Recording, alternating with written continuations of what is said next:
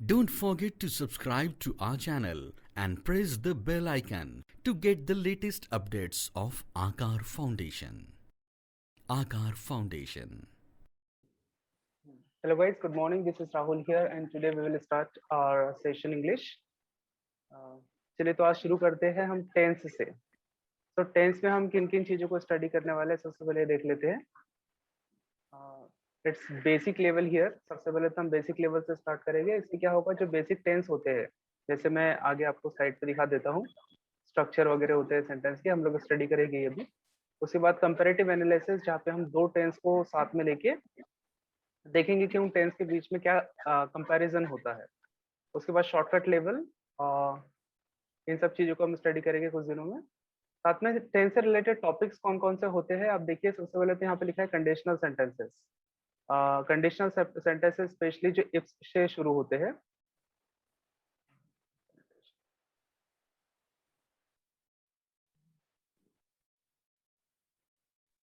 Hello.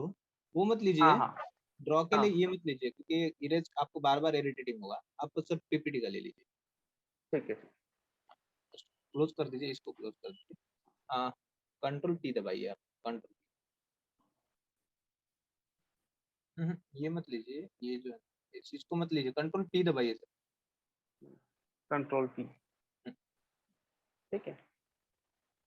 हाँ, तो basic sentence सबसे पहले हम देखेंगे। इसमें बेसिक टेंस वगैरह रह गया आपके, जो आपके 12 टेंस होते हैं, सबसे पहले हम उसको स्टडी करेंगे। उसके बाद यहाँ पे दिया हुआ है कंपैरेटिव लेवल पे कंपैरेटिव एनालिसिस ऑफ टेंसेस। जैसे कि हम दो टेंस को जब साथ पे रखते हैं, तो दोनों टेंस को साथ में रखने के बाद क्या डिफरेंस निकल के आता है उस पे। और उसके बाद आएगा आपका शॉर्टकट लेवल। शॉर्टकट लेवल पे हम देखेंगे आगे क्या है ये शॉर्टकट लेवल वगैरह भी। टेंस से रिलेटेड जिन टॉपिक्स को हमें स्टडी करना है, जो पूरी तरीके से टेंस पे बेस है, मतलब ये जो ऊपर वाले तीनों है जो पूरे टॉपिक्स इस पे बेस है, वो है conditional sentences. Conditional sentences basically होते क्या है, सेंटेंसेस जो इफ से शुरू होते हैं। ठीक है। उसके बाद होते हैं model auxiliary, question tag, voice, जैसे हम एक्टिव या पैसिव वॉइस बोलते हैं। और लास्ट टॉपिक रहेगा हमारा नरेशन। ये सारे के सारे टॉपिक्स जो है वो अपने टेंस पे टेंस से रिलेटेड है। अब शुरू करते हैं बेसिकली कि टेंस में है क्या। सबसे पहले तो हम देखते हैं कि सेंटेंस तो सेंटेंस का मीनिंग क्या होता है। It's a complete meaning and arrangement of word. Complete meaning, इसका मतलब क्या है। कंप्लीट मीनिंग कि सेंटेंस ऐसा हो जिसका मतलब कुछ लिखा हो, जिसका मतलब हो, अपने आप में कोई ना कोई मतलब हो। ठीक है, अपने आप में कोई ना कोई मतलब हो एक सेंटेंस का। लेकिन अपने आप में मीनिंग होने से ही सिर्फ सेंटेंस नहीं बनता, उस सेंटेंस पे लिखे हुए वर्ड्स का अरेंजमेंट भी होना चाहिए। एक प्रॉपर अरेंजमेंट होना चाहिए। कैसे, जैसे अगर मैं हिंदी में बोल के बताऊं, लास्ट टाइम भी जब हमने क्लास लिया था, जिन बच्चों ने ऑफलाइन क्लास अटेंड किया होगा उन्हें पता होगा कि हमने एग्जाम्पल भी दिया था उस क्लास में कि बेसिकली सिर्फ कंप्लीट मीनिंग होने से नहीं होता है। जैसे अगर मैं बोलूं कि मुझे ताजा भैंस का दूध पिलाओ, तो सेंटेंस तो है, सेंटेंस का अपने आप में मीनिंग भी है, लेकिन फिर भी कहीं ना कहीं उस सेंटेंस को बोलते समय या सुनते समय मुझे ऐसा लग रहा है कि सेंटेंस का मीनिंग जो मैं बोलना चाहता हूँ वो नहीं निकल रहा है। इसका मतलब सेंटेंस में मीनिंग है लेकिन उसके अरेंजमेंट में ही गड़बड़ है। अंडरस्टूड। तो देखिए, सेंटेंस का मीनिंग होना चाहिए लेकिन उसके साथ अरेंजमेंट भी होना चाहिए। तो अरेंजमेंट किस तरीके का होना चाहिए, इस प्रॉपर अरेंजमेंट को ही हम बोलते हैं स्ट्रक्चर। ओके। तो सेंटेंस का स्ट्रक्चर होता क्या है बेसिकली, सब्जेक्ट, उसके बाद आता है वर्ब और उसके बाद आता है ऑब्जेक्ट। ये सब्जेक्ट बेसिकली क्या है, सब्जेक्ट होता है काम को करने वाला व्यक्ति, जिसे हम बोलते हैं डूअर दूसरी भाषा में अगर बोला जाए तो। ठीक है, जैसे आप हो गए, मैं हो गया, हम लोग क्या है, डूअर। डूअर मतलब अगर हम इसे बोला जाए तो देखिए, अपने आप को बोलूंगा तो मैं बोलता हूँ आई, सामने वाले व्यक्ति के लिए हम यूज करते हैं यू। ठीक है, फिर अगर थर्ड पर्सन की बात हुई तो हम यूज करते हैं ही शी इट, और उसके बाद ही शी इट का ही जो प्यूरल फॉर्म होता है उसे हम बोलते हैं दे। और हम सब अगर कलेक्टिव अगर अपने आप को बोलना चाहे तो हम बोलते हैं वी। ठीक है, तो ये सारे के सारे काम को करने वाले व्यक्ति है। और उसके बाद देखिए हम ये क्या है, वर्ब। वर्ब जैसे हम हिंदी में या मराठी में आप लोग बोलते हैं क्रिया। ठीक है, क्रिया मतलब कोई ना कोई काम होता है बेसिकली। काम कुछ भी हो सकता है, जैसे लिखना, बोलना, आप लोग का सुनना, ये सारे के सारे काम है। ठीक है। फर्दर इस वर्ब को ही दो भाग में डिवाइड किया हुआ है, जिससे हम पहले बोलते हैं हेल्पिंग वर्ब और दूसरा होता है मेन वर्ब। ये बीच बीच में आराम से इरिटेट कर रहा है थोड़ा सा। Thank you. इस वर्ब को ये फर्दर दो भाग में डिवाइड करते हैं। पहला होता है एक हेल्पिंग वर्ब और दूसरा होता है मेन वर्ब। ये हेल्पिंग वर्ब के नीचे मैंने यहाँ पे टाइम वर्ड लिखा हुआ है, ये क्या होता है हम आगे इसको डिस्कस करेंगे। और मेन वर्ब के नीचे लिखा है मैंने एक्शन। बेसिकली ये मेन वर्ब जो है आगे देखते हैं हम क्या है, और उसके बाद है ऑब्जेक्ट। ठीक है, ये होता है एक जो मिनिमम सेंटेंस की जो रिक्वायरमेंट होती है। जैसे मिनिमम सेंटेंस का एक स्ट्रक्चर होना चाहिए, तो स्ट्रक्चर में तीन चीजें होनी चाहिए। पहली बात तो सब्जेक्ट, मिनिमम मिनिमम भी तीन चीजें होनी चाहिए। ठीक है, दूसरा होता है वर्ब और तीसरा होता है ऑब्जेक्ट। ठीक है, अब हम आगे देखते हैं। ये वर्ब को हमने दो भाग में डिवाइड किया, पहला एक हेल्पिंग वर्ब और दूसरा हो गया मेन वर्ब। ये मेन वर्ब क्या है, ये देखिए। मेन वर्ब को ही हम बेसिकली बोलते हैं एक्शन। ये एक्शन क्या होता है, एक्शन होता है कोई काम, जैसे हम हिंदी में बोलते हैं हम उसी को इंग्लिश में एक्शन बोल के काम चला लेते हैं। ठीक है, या आप एक्शन पे देखिए, इसके कुछ फॉर्म्स होते हैं, जैसे प्रेजेंट, पास्ट, परफेक्ट और कॉन्टिन्यूअस। जैसे आपने स्कूल के समय में पढ़ा होगा V1, V2, V3। ठीक है, V1 प्लस ING। ओके, तो मेन वर्ब को ही मैंने इसको ही हम क्या बोलते हैं, काम। लिख देता हूँ, ये मेन वर्ब को ही हम बोलते हैं काम। कोई भी काम जो हिंदी में उसे हम इंग्लिश में बोलते हैं एक्शन। ठीक है, अगर इसे हम एक्शन बोल रहे हैं तो ये एक्शन की फर्स्ट फॉर्म हो गई, एक्शन की सेकंड फॉर्म हो गई, एक्शन की थर्ड फॉर्म हो गई, और एक्शनिंग, एक्शन पे ही ING लगा के हमने बता दिया एक्शनिंग। देखिए, जैसे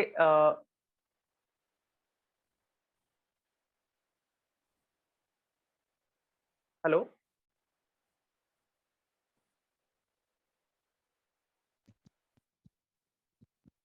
सर बोलिए ना। अरे बंद हो गया शायद, recording is still going on. Okay, what's problem there? I don't know, something screen sharing has stopped. Okay okay, तो आप रीशेयर कर दीजिए। एक सेकंड, ओके कर देते, कोई प्रॉब्लम हुआ? हाँ, अच्छा। आप कौन से अकाउंट से लॉगिन हो गए? आप शायद लॉगिन कोई और अकाउंट से हो गए।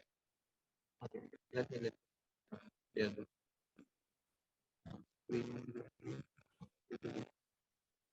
you are here. Yeah, it is visible now.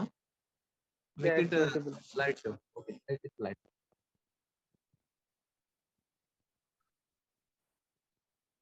No, yeah, it is visible now. You can It's continue now. visible. Yeah. Okay.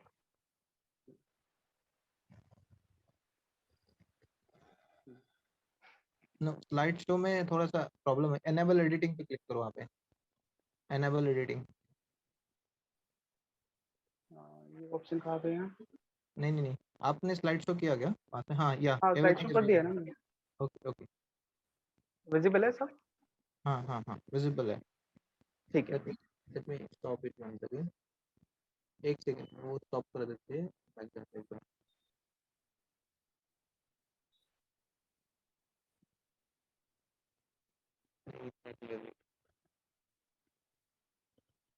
आप स्टॉप शेयर कर दीजिए एक बार।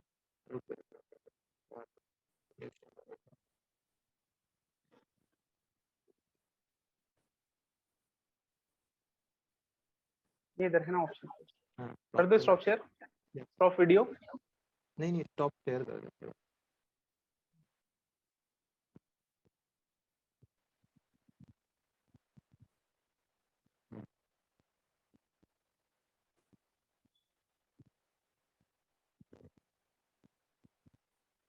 हाँ, now it is good. Continue sir. ठीक है।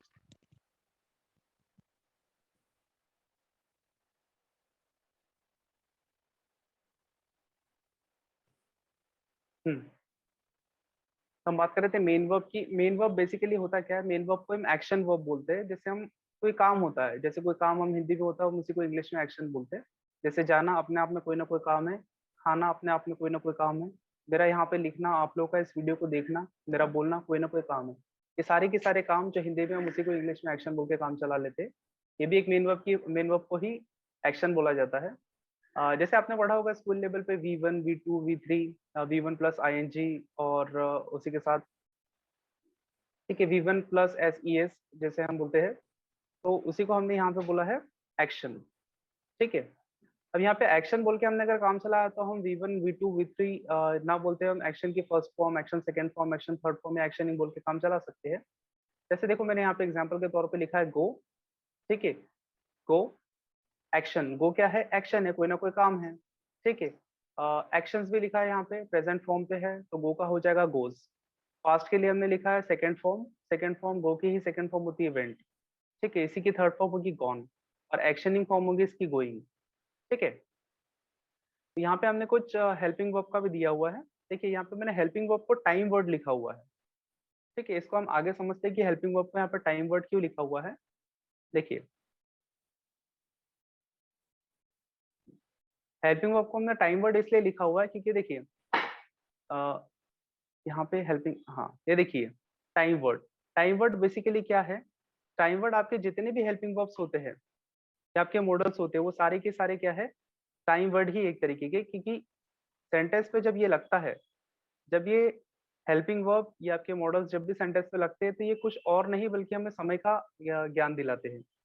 समय के बारे में हमें इसी के थ्रू पता चलता है कि सेंटेंस किस समय के लिए बोला गया, प्रेजेंट के लिए बोला गया, पास्ट के लिए बोला गया या फ्यूचर के लिए बोला गया। ठीक है। देखिए, इस टेबल पे जो कुछ भी प्रेजेंट पे लिखा हुआ है वो प्रेजेंट के लिए, पास्ट में लिखा है वो पास्ट के लिए। देखिए यहाँ प्रेजेंट के लिए लिखा है डू डस, ये अपने आप में है तो कोई ना कोई वर्ब ही, हेल्पिंग वर्ब भी है और वर्ब भी है, साथ में टाइम वर्ड का भी काम करता है। तो डू और डस इसी की सेकंड फॉर्म होती है डिड। ठीक है। तो जब प्रेजेंट पे लिखा है मैंने, प्रेजेंट के साइड पे लिखा है डू और डस, और पास्ट के साइड पे लिखा है मैंने डिड, तो इसी की सेकंड फॉर्म होती है डिड, और इसी की थर्ड फॉर्म यानी कि परफेक्ट फॉर्म होती है डन, और इसी की कॉन्टिन्यूअस फॉर्म होती है डूइंग। वैसे ही यहाँ पे हैव हैज के लिए लिखा हुआ है। हैव हैज के लिए देखिए सेकंड फॉर्म इसकी लिखी हुई है हैड, और थर्ड फॉर्म लिखी हुई है हैड। ठीक है। और इसकी कॉन्टिन्यूअस फॉर्म लिखी है आईएनजी मतलब हैविंग। एम और इज, एम और इज ये प्रेजेंट का है, प्रेजेंट फॉर्म है, और इसी का पास्ट फॉर्म होता है वॉज। ठीक है। आर का ही आर, ये प्रेजेंट फॉर्म है और इसका पास्ट फॉर्म होता है वर। ठीक है। और इसका थर्ड फॉर्म होगा बीन। ठीक है। और इसका मिस आईएनजी फॉर्म होगा बीइंग। ये बेसिकली है तो टाइम वर्ड, ये बेसिकली है तो हेल्पिंग वर्ब, लेकिन हमें बता रहे हैं समय के बारे में। ठीक है। जैसे प्रेजेंट फॉर्म में जो कुछ भी होगा वो हमें प्रेजेंट के बारे में बता रहा है, मतलब जो अभी है। ठीक है। और पास्ट में जो भी इसकी फॉर्म लिखी हुई है, पास्ट में जो कुछ भी फॉर्म लिखी हुई है हमें पास्ट के बारे में जानकारी दे रहा है। ठीक है। तो डू का फॉर्म डेट, मतलब हम पास्ट के बारे में बात कर रहे हैं। अगर डू लगाऊंगा तो हम प्रेजेंट के बारे में बात कर रहे हैं। ठीक है। जैसे अगर मैं बोलूँ कि आई एम अ डॉक्टर, इसका मतलब क्या हुआ कि मैं डॉक्टर हूँ। लेकिन अगर बोलूँ कि आई वॉज अ टीचर, इसका मतलब मैं टीचर था। तो इसी के लिए एम और इस की पास्ट क्या हो गई, वॉज। ठीक है। तो जो भी एक्शन सेकंड फॉर्म पे लिखा होगा वो सारी की सारी चीजें किसके लिए होगी, पास्ट के लिए। और जो भी प्रेजेंट पे लिखा होगा तो हमेशा एक्शन एक्शन फर्स्ट फॉर्म ही दिखेगी आपको, चाहे एक्शन की फर्स्ट फॉर्म दिखे या टाइम वर्ड की फर्स्ट फॉर्म दिखे, वो बात किस समय के बारे में कर रहे होगे हम, प्रेजेंट के बारे में। देखिए यहाँ पे कुछ और चीजें हैं। देखो ये सारी की सारी जो नीचे फॉर्म दी हुई है, ये एम इज और आर, ये एम इज आर, ये बेसिकली फॉर्म किसकी है, ये बी की फॉर्म है। ठीक है। देखिए मैंने यहाँ लिखा है am is are, am is are किसकी फॉर्म है, बी की फॉर्म है। तो इसी की am is are was were, ये सारी की सारी किसकी फॉर्म है, बी की फॉर्म है। एम और इज इसी का पास्ट होता है वॉज, और आर का पास्ट होता है वर। ठीक है। मैं यहाँ पे आपको बता देता हूँ ये इसलिए क्योंकि आगे आपको बहुत काम में आएगा ये। Okay, it's very important to understand this thing here, it's gonna help you a lot. देखिए बी की ही फॉर्म क्या होती है, बी की फॉर्म होती है am is are. Okay, am is are was were, am is इसकी फॉर्म होती है वॉज, और आर की फॉर्म होती है वर, जैसे पीछे लिखा हुआ है। टेंस अभी तक हमने शुरू नहीं किया है, मैं आपको सिर्फ बेसिक इन्फॉर्मेशन दे रहा हूँ। अभी थोड़ी देर में हम टेंस शुरू करेंगे, लेकिन उसके टेंस शुरू करने से पहले आपको ये सब चीजों की जानकारी होना जरूरी है। देखिए यहाँ पे लिखा एम इज, एम इज का ही पास्ट फॉर्म क्या होता है, वॉज, और आर का पास्ट फॉर्म क्या होता है, वर। यहाँ पे मैंने वही लिखा है जस्ट। ठीक है। तो ये सारी की सारी फॉर्म बेसिकली है किसकी, सारी फॉर्म है बी की। अंडरस्टूड। तो बी की फॉर्म क्या हो गई, am is are was were. हमें देखना है कि am is are was were या बी के बाद, अगर मैं am is are was were ना बोलते हुए अगर मैं बोलूँ कि बी के बाद एग्जैक्टली यूज क्या होता है, तो बी के बाद हम तीन चीजों को यूज करते हैं। पहली हो गई एक्शनिंग, एक्शन मतलब जहां एक्शनिंग मतलब V one plus I N G, ये एक्शनिंग का मतलब हो गया V one plus I N G. देखिए यहाँ पे, यहाँ कॉन्टिन्यूअस लिखा हुआ है एक्शनिंग। देखो यहाँ पे गो के आगे गो के साथ आईएनजी लगा हुआ है मतलब गोइंग, गो के साथ लगा हुआ है मतलब पहले फॉर्म के साथ लगी आपकी, V1 के साथ आईएनजी लगा है इसलिए यहाँ पे गोइंग हो गया। ठीक है। तो इसी को हमने शॉर्ट में बोल दिया एक्शनिंग। अब ये एक्शनिंग में आप कोई भी एक्शन ले लीजिए और उसमें एक्शन आईएनजी लगा दिए तो वो एक्शनिंग ही हो जाएगा। ठीक है। मतलब अगर गो के साथ लगाऊंगा तो गोइंग हो जाएगा, गो के साथ आईएनजी लगाऊंगा तो गोइंग हो जाएगा, राइट के साथ लगाऊंगा तो राइटिंग हो जाएगा, स्पीक के साथ लगाऊंगा तो स्पीकिंग हो जाएगा। ठीक है, तो एक्शन पे आईएनजी लगाने का मतलब वही है। तो सबसे पहली चीज हम बी के साथ यूज क्या करते हैं, एक्शनिंग। जब हम बी के साथ अगर एक्शनिंग यूज कर रहे हैं, बी के साथ मतलब एमिजार वॉज वर्क के साथ एक्शनिंग यूज कर रहे हैं, तो इसका मतलब होता है वर्क इज गोइंग ऑन, मतलब हमें काम चलता हुआ दिखाई देता है। ठीक है, जैसे अगर मैं बोलूँ कि इस वक्त मेरे साथ बोलने वाला काम जारी है, तो बोलूंगा आई एम स्पीकिंग, तो मेरे साथ अभी काम जारी है ना, इसलिए बोलता हूँ आई एम स्पीकिंग। अगर ये सेंटेंस पास्ट का बोलना होता मुझे, तो आई एम की ही सेकंड फॉर्म यूज करता मैं वॉज, तो आई वॉज स्पीकिंग। बेसिकली हम बी के बाद ही किस चीज को यूज कर रहे हैं, हम बी के बाद ही एक्शनिंग को यूज कर रहे हैं। ठीक है, उसके बाद बी के बाद और कौन सी चीज यूज होगी, बी के बाद होगा नॉन एक्शन। नॉन एक्शन क्या है, नॉन एक्शन वो चीज होती है जिसकी ऐसे फॉर्म नहीं बनती है, एक ऐसा वर्ड जिसकी ऐसे फॉर्म नहीं लिख सकते। जैसे मेरा नाम अगर राहुल है, तो ये बेसिकली है तो नॉन एक्शन, क्योंकि कोई काम तो है नहीं, मैं अपने नाम के सामने मैं अपने नाम की कोई फॉर्म नहीं बना सकता। मतलब मेरे नाम की कोई सेकंड फॉर्म नहीं हो सकती, मेरे नाम की कोई थर्ड फॉर्म नहीं हो सकती, और मेरे नाम पे आईएनजी नहीं रख सकता। इसका मतलब मेरा नाम क्या है, नॉन एक्शन। तो am is are was were के बाद एक्शनिंग के सिवा और क्या यूज हो सकता है, नॉन एक्शन। नॉन एक्शन क्या है, जिसकी फॉर्म नहीं बन सकती। ठीक है, जिसकी फॉर्म नहीं बन सकती, तो ऐसी ऐसा क्या क्या हो सकता है, जैसे कि नाम हो सकता है किसी व्यक्ति का, किसी व्यक्ति का नाम हो सकता है, जैसे मेरा नाम हो गया राहुल। ठीक है, तो मैं बोल सकता हूँ आई एम राहुल। ठीक है, उसके बाद प्रोफेशन, प्रोफेशन की भी आप देखेंगे कि कोई फॉर्म नहीं बनती है। जैसे कोई अगर मैं बोलूँ टीचर, अगर बोलूँ आई एम अ टीचर, तो ये टीचर भी है, जो टीचर है ये बेसिकली क्या है, प्रोफेशन है। ये प्रोफेशन है, मुझे कैसे पता चला, ये प्रोफेशन है मुझे ऐसे पता चला कि देखो I am is are was were या बी के बाद मुझे यहाँ पे मेरे टीचर पे कोई भी आईएनजी नहीं दिखाई दे रही है, टीचर पे कोई सेकंड फॉर्म नहीं है, टीचर का कोई सेकंड फॉर्म नहीं है, टीचर का कोई थर्ड फॉर्म नहीं है, टीचर का कोई फर्स्ट फॉर्म नहीं है। इसके लिए हमने उसे क्या बोला है, नॉन एक्शन। ठीक है, एक्शन और नॉन एक्शन में फर्क करना सबसे पहले समझिए। देखिए, एक्शन वो चीज होती है जिसके फॉर्म्स होते हैं, मतलब किसी का प्रेजेंट फॉर्म होगा, पास्ट फॉर्म होगा, पार्टिसिपल फॉर्म होगा और कॉन्टिन्यूअस फॉर्म होगा। ठीक है, लेकिन नॉन एक्शन का कोई फॉर्म नहीं होता। अंडरस्टूड, नॉन एक्शन का कोई फॉर्म नहीं होता। अगर देखिए बी के बाद हम एक्शनिंग का यूज कर रहे हैं, तो उसका मतलब होता है काम जारी, मतलब वर्क इज गोइंग ऑन, जो अभी मेरे साथ बोलने वाला है। तो बोलूंगा आई एम स्पीकिंग, बोलना स्पीक होता है। ठीक है, बोलना स्पीक होता है, काम जारी है तो एक्शन का एक्शनिंग होगा, मतलब यहाँ पे एक्शन क्या है, स्पीक, तो स्पीक का क्या हो जाएगा, स्पीकिंग। काम मेरे साथ जारी, तो व्यक्ति मैं हूँ, व्यक्ति मैं हूँ, आई मतलब काम को करने वाला व्यक्ति। आप देखिए स्ट्रक्चर मैंने आपको बताया था, ये सेंटेंस का स्ट्रक्चर है। यहाँ पे दिख रहा है सब्जेक्ट, सब्जेक्ट मतलब काम को करने वाला व्यक्ति जो मैं हूँ, मेरे साथ कौन सा काम जारी है, बोलने वाला, बोलना क्या होता है, स्पीक, काम जारी है, काम जारी होने के लिए क्या हो जाएगा, कॉन्टिन्यूअस, और कॉन्टिन्यूअस होना एक्शनिंग, मतलब स्पीक का हो जाएगा स्पीकिंग। ठीक है, अब यहाँ पे मुझे ये बताने की जरूरत है कि काम मेरे साथ कब जारी है। मतलब अगर मैं बोलता हूँ कि सिर्फ एक्शनिंग एक्शनिंग या स्पीकिंग बोलता हूँ, तो स्पीकिंग बोलने से तो मुझे इतना ही पता चला कि काम जारी है, लेकिन मुझे समय का बोध नहीं है। अगर मुझे समय का पता करना है, तो मुझे किसी ना किसी टाइम वर्ड का यूज करना पड़ेगा। तो वे यहाँ पे जो आई के साथ टाइम वर्ड यूज होगा वो होगा एम। ठीक है, तो ये एम ही मुझे बता रहा है कि समय मेरे साथ बोलने वाला कम काम कब जारी है, अभी इस मोमेंट पे। ठीक है, अभी इस मोमेंट पे, जैसे कि यहाँ पे लिखा मैंने प्रेजेंट पे, तो यहाँ पे एम। ठीक है, तो आई के साथ लगेगा एम। मैंने बोला आई एम स्पीकिंग, मैं भी बोल रहा हूँ, आई एम स्पीकिंग। ठीक है, आई एम स्पीकिंग, मैं भी बोल रहा हूँ। तो ये बेसिकली हुआ किसके बाद यूज, बी के बाद ही यूज हुआ, मतलब एमिजार वॉजवर कहीं ना कहीं एमिजार वॉजवर के बाद ही यूज हुआ।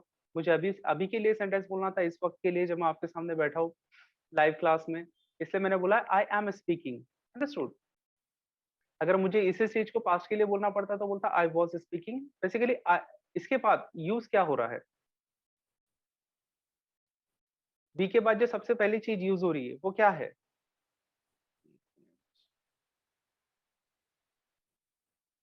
बी के बाद जो पहली चीज यूज हो रही है वो क्या है, एक्शनिंग। ठीक है, बी के बाद जो सेकंड चीज यूज होती है वो क्या है, नॉन एक्शन। अब नॉन एक्शन क्या है, जो एक्शन नहीं है, मतलब जो काम नहीं है वो क्या है, नॉन एक्शन। जैसे मैंने बताया नॉन एक्शन में क्या आ सकता है, नेम, प्रोफेशन, क्वालिटी। क्वालिटी क्या होता है, अच्छा या बुरा, कोई भी चीज अच्छी या बुरी। आपने ताजमहल देखा, देखने के बाद आप उसे अच्छा बोलोगे या बुरा बोलोगे। ठीक है, तो ताजमहल आप इधर इधर you can say Taj Mahal is good और you can say Taj Mahal is bad. ठीक है, तो गुड और बैड ये दोनों भी चीज क्या है, ऐसे ही बहुत सारी क्वालिटीज है, जितनी भी आप क्वालिटीज लगा लोगे। ठीक है, सारी की सारी क्या हो जाएगी, ये क्वालिटी, लेकिन क्वालिटीज भी हम किसके बाद यूज करते हैं, बी के बाद। उसके बाद हम आते हैं एक्शन की थर्ड फॉर्म। बी के बाद एक और चीज यूज हो सकती है, वो क्या है, एक्शन की थर्ड फॉर्म। अब देखिए, अगर बी के बाद आप एक्शन की थर्ड फॉर्म यूज कर रहे हैं, तो बी के बाद एक्शन की थर्ड फॉर्म यूज करने का मतलब होता है पैसिव। ये क्या चीज है, हम आगे जाके इसे समझेंगे। ठीक है, जितने भी अपने पैसिव के सेंटेंस देखे होंगे, एक्टिव टू, आपने एक्टिव पैसिव वॉइस तो पढ़ा ही होगा कहीं ना कहीं। एक्टिव पैसिव, एक्टिव से जब हम पैसिव बनाते हैं तो उसपे जो एक्शन लिखा होता है, जो वर्ब लिखा होता है, वो हमेशा बी के साथ लिखा होता है। ठीक है, और बी के साथ हमेशा एक्शन की थर्ड फॉर्म लिखी होती है। अंडरस्टूड, बी के साथ हमेशा एक्शन की थर्ड फॉर्म लिखी होती है। जैसे अगर मैं बोलूं कि I have bought a car, मैंने एक कार खरीदी है। ठीक है, और इसी सेंटेंस का अगर मुझे पैसिव बनाना पड़ेगा, इसी सेंटेंस का अगर मैं पैसिव बनाऊं, तो मैं सबसे पहले बॉट को पकड़ूंगा और बॉट के सामने लगाऊंगा बी। ठीक है, बॉट के सामने अगर मैंने बी लगा दिया, तो क्या हो जाएगा, बी बॉट। अगर बी बॉट, और पैसिव में इंपॉर्टेंस किस चीज को देते हैं, काम को, ना कि काम को करने वाले व्यक्ति को। तो मैंने कार खरीदी, तो मैं कार को उठा के सामने लेके आता हूँ। अब मेरे साथ अगर हैव लगा था, तो कार के साथ हैज लगेगा। ठीक है, कार के साथ हैज लगेगा। और हैव, हैज और हैड, यहाँ पे लिखा हुआ हैव, हैज और हैड, इसके सामने हमेशा एक्शन की थर्ड फॉर्म यूज होती है। अब मैंने बताया आपको, देखिए बी की ही थर्ड फॉर्म क्या है, यही बी है जो लगा हुआ है, और इसी बी की थर्ड फॉर्म क्या है, बीन। और हैव, हैज और हैड के साथ एक्शन की थर्ड फॉर्म यूज होती है। ठीक है, तो बोलो कार हैज बीन बॉट, मतलब कहीं ना कहीं बी के बाद ही कौन सी फॉर्म यूज हो रही है, एक्शन की थर्ड फॉर्म। ये कंडीशन सेट, ये चेंज इन कंडीशन क्या है, इसको हम बाद में देखेंगे। ठीक है। सबसे पहले यहाँ पे जानने वाली चीज ये है कि देखिए टाइम वर्ड क्या है। Time word am, is, are, was, were, have, had, ये जो कुछ भी लिखा हुआ है यहाँ पे, जितने सारे लिखे हुए सारे के सारे क्या है, टाइम वर्ड। ये टाइम वर्ड इसको इसीलिए बोला गया है कि इसी के यूज से हमें पता चलता है कि सेंटेंस किस समय के लिए लिखा हुआ है। अगर प्रेजेंट के लिए लिखा होगा तो एम, इज, आर, पास्ट के लिए लिखा होगा तो वाज, वर। अगर प्रेजेंट के लिए लिखा है तो हैव, हैज, पास्ट के लिए लिखा है तो हैड। फ्यूचर के लिए लिखा है अगर सेंटेंस, तो हम विल और शैल के साथ ही फ्यूचर बना सकते हैं। ठीक है, जैसे मैंने यहाँ पे लिखा भी हुआ है, प्रेजेंट को यहाँ पे प्रेजेंट की तरह लिखा, प्रेजेंट के इसमें डाला हुआ है। प्रेजेंट के कॉलम में देखिए डू, डस मतलब प्रेजेंट के लिए यूज होता है, हैव, हैज मतलब प्रेजेंट के लिए, एम, इज मतलब प्रेजेंट के लिए, आर मतलब प्रेजेंट के लिए, डू, डस का ही सेकंड फॉर्म लिखा हुआ है, डिड। इसका मतलब ये है कि जहां पे भी एक्शन के सेकंड फॉर्म आए, जहां पे भी एक्शन, मैं बात कर रहा हूँ एक्शन, एक्शन मतलब क्या होगा, ये कोई काम जिसे, एक ऐसा ऐसा वर्ड जिसे किसी काम को करने का बोध हो। ठीक है, उसको हम बोलते हैं एक्शन। चाहे एक्शन हो या टाइम वर्ड हो, अगर उसके सेकंड फॉर्म अगर यूज कर रहे हो आप, मतलब पास्ट फॉर्म यूज कर रहे हो, तो हमेशा किसकी बात कर रहे हो आप, पास्ट की। अंडरस्टूड, सेकंड फॉर्म यूज करोगे तो हमेशा पास्ट की ही बात करेंगे। अब देखिए स्ट्रक्चर देख लीजिए सेंटेंस के। सेंटेंस मेनली हमें जो सेंटेंस है वो दो तरीके के पढ़ने हैं मेनली। ठीक है, पहला है असर्टिव और इंट्रोगेटिव। ये सेंटेंस यहाँ पे इसलिए लिखा है क्योंकि आपको इसका स्ट्रक्चर चेक करना है। अभी सबसे छोटा स्ट्रक्चर हम देख के ही आए हैं पीछे। सेंटेंस का जो सबसे छोटा स्ट्रक्चर होता है वो देखिए क्या है, सब्जेक्ट मतलब डूअर, उसी के बाद आपको जस्ट बाजू में दिखेगा, ये सबसे छोटा स्ट्रक्चर है सेंटेंस का। ठीक है, यहाँ पे लिखा है वर्ब। अब वर्ब में क्या हो सकता है, मेन हेल्पिंग वर्ब भी हो सकता है, मतलब टाइम वर्ड भी हो सकता है, और एक्शन भी हो सकता है। दोनों में से कोई भी चीज हो सकती है, या सिर्फ एक्शन हो सकता है। ठीक है, तो सबसे छोटा स्ट्रक्चर क्या हुआ सेंटेंस का, subject plus verb plus object.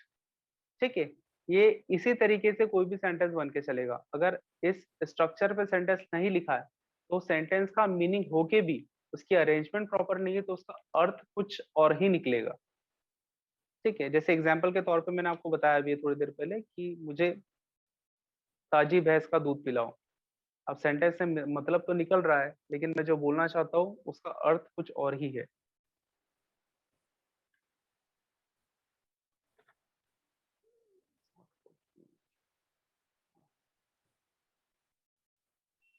हम्म, तो इसी तरीके से स्ट्रक्चर होता है सेंटेंस का। स्ट्रक्चर देखिए यहाँ पे सबसे छोटा स्ट्रक्चर लिखा मैंने, लेकिन सिर्फ इतना ही नहीं होता है। असर्टिव सेंटेंस, ठीक है, असर्टिव सेंटेंस मतलब वो स्टेटमेंट जो पॉजिटिव है। ठीक है, सॉरी, वो स्टेटमेंट जिसके आखिरी में हम फुल स्टॉप लगाते हैं उसे हम बोलते हैं असर्टिव सेंटेंस। ठीक है, असर्टिव सेंटेंस दो तरीके के हो सकते हैं। एक होता है अफर्मेटिव। ठीक है, अफर्मेटिव मतलब इसी को हम बोलते हैं पॉजिटिव सेंटेंस। ठीक है,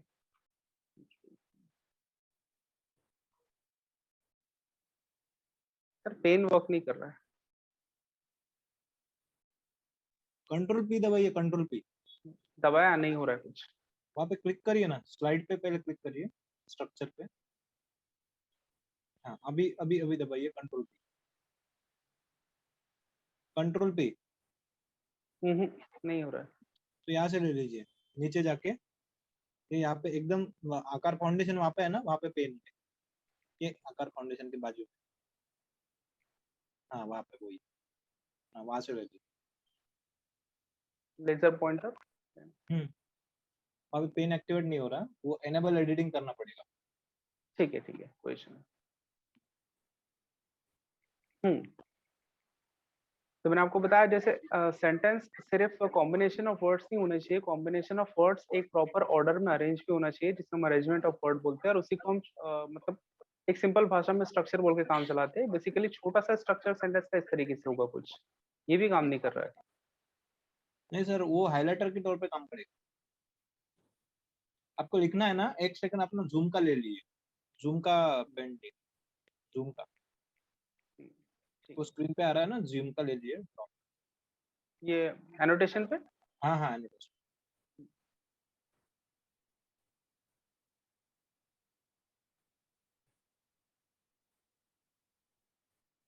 हम्म तो सबसे छोटा स्ट्रक्चर होता है सेंटेंस का कुछ इस तरीके से, और यही ऑर्डर होना चाहिए एक्चुअली। सबसे पहले सेंटेंस में अगर आपको कोई सेंटेंस बनाना है तो सबसे पहले उस सेंटेंस की शुरुआत डूअर से या सब्जेक्ट से होनी चाहिए। उसके बाद आप हेल्पिंग वर्ब या फिर मैं बोलूँ तो अगर टाइम वर्ड या एक्शन दोनों भी यूज कर सकते हो।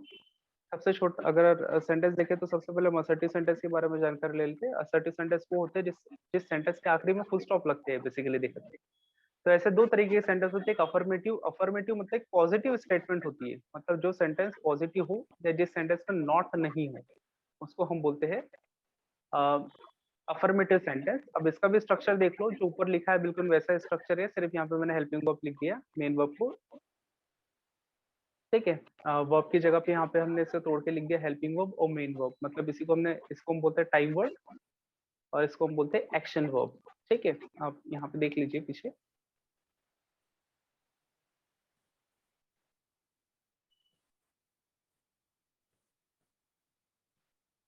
ये देखिए, इसको हम बोलते हैं टाइम वर्ड्स और ये होते हैं एक्शन वर्ब, मतलब गो, वेंट, गॉन जिसकी फॉर्म निकलती है।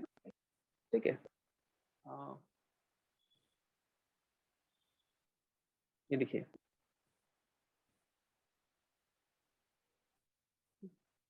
उसके बाद आता है निगेटिव। निगेटिव सेंटेंस वो है जिसके साथ आपको, जिस सेंटेंस में हमेशा आपको क्या दिखाई दे, नॉट। जिस सेंटेंस में भी नॉट दिखाई देता है वो सेंटेंस क्या होता है, निगेटिव स्टेटमेंट हो जाता है। और नॉट के बारे में जानकारी देनी आपको रहेगी, यहाँ लिखी है तो बताता हूँ।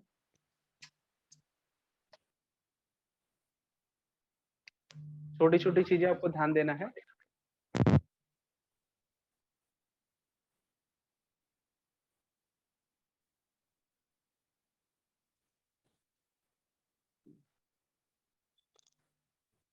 नॉट, देखिए ऊपर मैंने लिखा हुआ है not, time word plus not, मतलब नॉट आपको किसी भी सेंटेंस में जब भी दिखाई देगा, नॉट आपको किसी भी सेंटेंस में जब भी दिखाई देगा तो हमेशा वो टाइम वर्ड के साथ ही दिखाई देगा। ये सारे के सारे टाइम वर्ड के साथ ही आपको हमेशा नॉट दिखाई देगा, नहीं तो आपको नॉट वैसे किसी भी सेंटेंस में अकेला आता नहीं है। ठीक है ना, नॉट के लिए एक स्पेशल अरेंजमेंट होती है सेंटेंस में, वो हमेशा होती है टाइम वर्ड के बाद में। ठीक है, नॉट की अरेंजमेंट सेंटेंस में हमेशा होती है टाइम वर्ड के बाद में।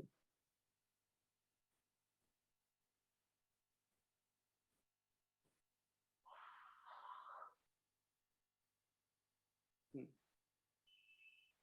उसके बाद देखिए नॉट की अरेंजमेंट, यहाँ पे भी देखिए आप, नॉट की अरेंजमेंट किसके बाद में है, टाइम वर्ड के बाद में, या नॉट की अरेंजमेंट होती है हमेशा टाइम वर्ड के बाद में। उसके अलावा आपको ये कहीं नहीं देखने को मिलेगा। ऊपर वाले सेंटेंस का एग्जांपल देख लीजिए, जैसे रौनक हैज टेकन फूड। यहाँ पे रौनक ये सेंटेंस का खुद ही काम को करने वाला व्यक्ति हो गया, मतलब यही सेंटेंस का सब्जेक्ट हो गया। उसके बाद लिखा हुआ है हैज। ठीक है, हैज क्या है, अपने आप में टाइम वर्ड, मतलब समय का पता चल रहा है मुझे उससे। टेकन, टेकन, ठीक है, यही एक्शन की, ये एक्शन की थर्ड फॉर्म है, ये एक्शन एक्शन है बेसिकली, और ये एक्शन की थर्ड फॉर्म है। ठीक है, उसके बाद आप देख सकते हो फूड। देखो, हैव लिखा हुआ है, हैव के बाद ही आपको एक्शन की थर्ड फॉर्म देखने को मिली। यहाँ पे मैंने पीछे लिखा हुआ है हैव के बाद ही हमेशा एक्शन की थर्ड फॉर्म आती है। कुछ कुछ चीजें हैं जो आपको नोटिस करना है, जैसे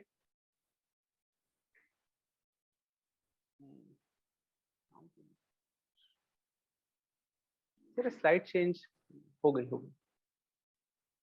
ठीक है, देखिए हैव हैज और हैड के बाद भी एक्शन की थर्ड फॉर्म आती है, लेकिन ये क्या होता है, परफेक्ट टेंस होता है। ठीक है ना, ये अगर हैव हैज और हैड के बाद एक्शन की थर्ड फॉर्म आती है, ये पैसिव नहीं होता है। ठीक है ना, ये पैसिव नहीं होगा अगर हैव हैज और हैड के बाद में एक्शन की थर्ड फॉर्म आएगी तो। निगेटिव सेंटेंस हम देख रहे थे, यहाँ पे हमने पॉजिटिव सेंटेंस का मतलब अफर्मेटिव सेंटेंस का स्ट्रक्चर को देखा। उसके बाद यहाँ पे देखिए पहले सब्जेक्ट, फिर हेल्पिंग वर्ब, उसके बाद मेन वर्ब प्लस ऑब्जेक्ट।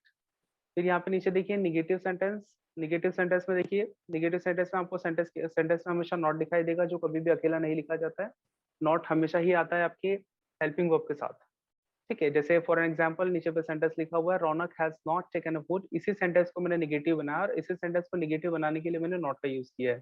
ठीक है ना, लेकिन इस नॉट की अरेंजमेंट आप देखिए, हम मैंने आपको बताया था कि टाइम वर्ड के बाद ही होती है, तो यहाँ पे भी टाइम वर्ड के बाद ही लिखा हुआ है, हैज प्रेजेंट है। ठीक है ना, ये हैज बता रहा है मुझे कि सेंटेंस प्रेजेंट का ही लिखा हुआ है, उसका मतलब क्या है मुझे अभी इस बारे में डिस्कस नहीं करना है हमें कि उसका मतलब क्या होता है।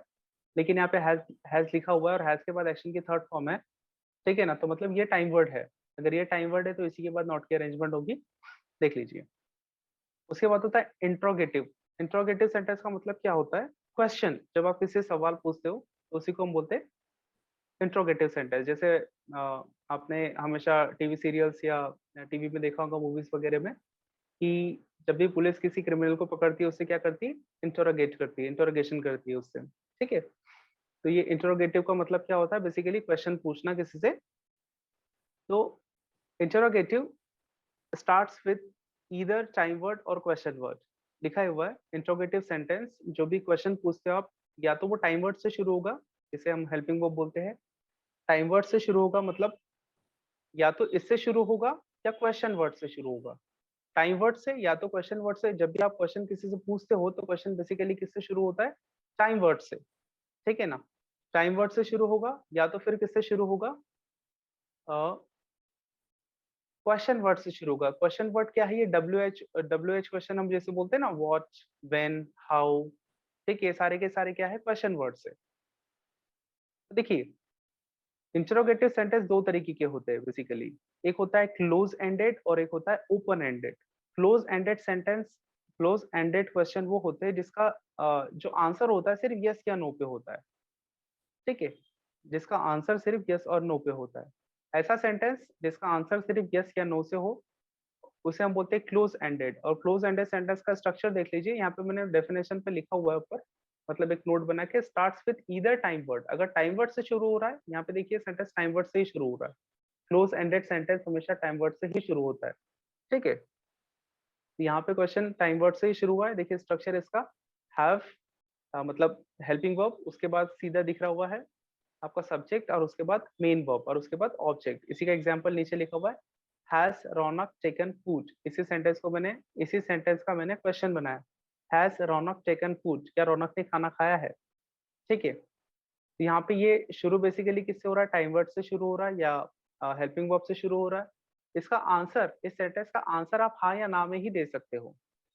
ठीक है ना, हाँ या ना में ही दे सकते हो। या तो आप बोलोगे yes, Raunak has taken food, या तो आप बोलोगे no, Raunak has not taken food. ठीक है, अब आता है ओपन एंडेड। ओपन एंडेड, यहाँ पे देखिए इस सेंटेंस में, अगर ये सेंटेंस में, अगर ये क्वेश्चन मैं आपसे पूछता हूँ क्लोज एंडेड, क्लोज एंडेड अगर पूछा जाए आपसे कि हैज रौनक टेकन फूड, तो आप यस या नो बोल के कॉन्वर्सेशन क्लोज कर दोगे। ठीक है, लेकिन ओपन एंडेड में वैसा नहीं होता। ओपन एंडेड में कॉन्वर्सेशन खुलती है, मतलब बात करने के लिए आपको और भी कुछ होता है। जैसे कि, हाँ, जैसे कि देखिए ओपन एंडेड सेंटेंस बेसिकली किससे होते हैं, क्वेश्चन वर्ड से। अब क्वेश्चन वर्ड क्या है, क्वेश्चन वर्ड क्या है, जैसे कि आप देखते हो व्हाट, व्हेन, हाउ। ठीक है, ये सारी की सारी क्या है, क्वेश्चन वर्ड। और क्वेश्चन वर्ड के बाद हमेशा आपको किसकी अरेंजमेंट दिखती है, टाइम वर्ड की। समय का पता चलना चाहिए ना आपने कि क्वेश्चन किस समय के लिए पूछा है। ठीक है, तो what has Raunak taken, what has Raunak taken, या ठीक है, व्हाट हैज रौनक टेकन।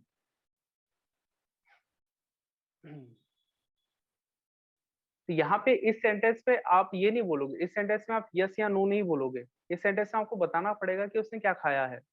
ठीक है,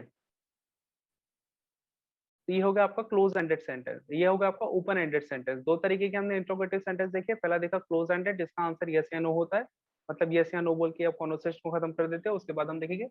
उसके बाद हमने देखा open ended sentence. Open ended sentence का मतलब ये होता है जिसमें हम कॉन्वर्सेशन को आगे और बढ़ाए क्वेश्चन पूछ के। ठीक है,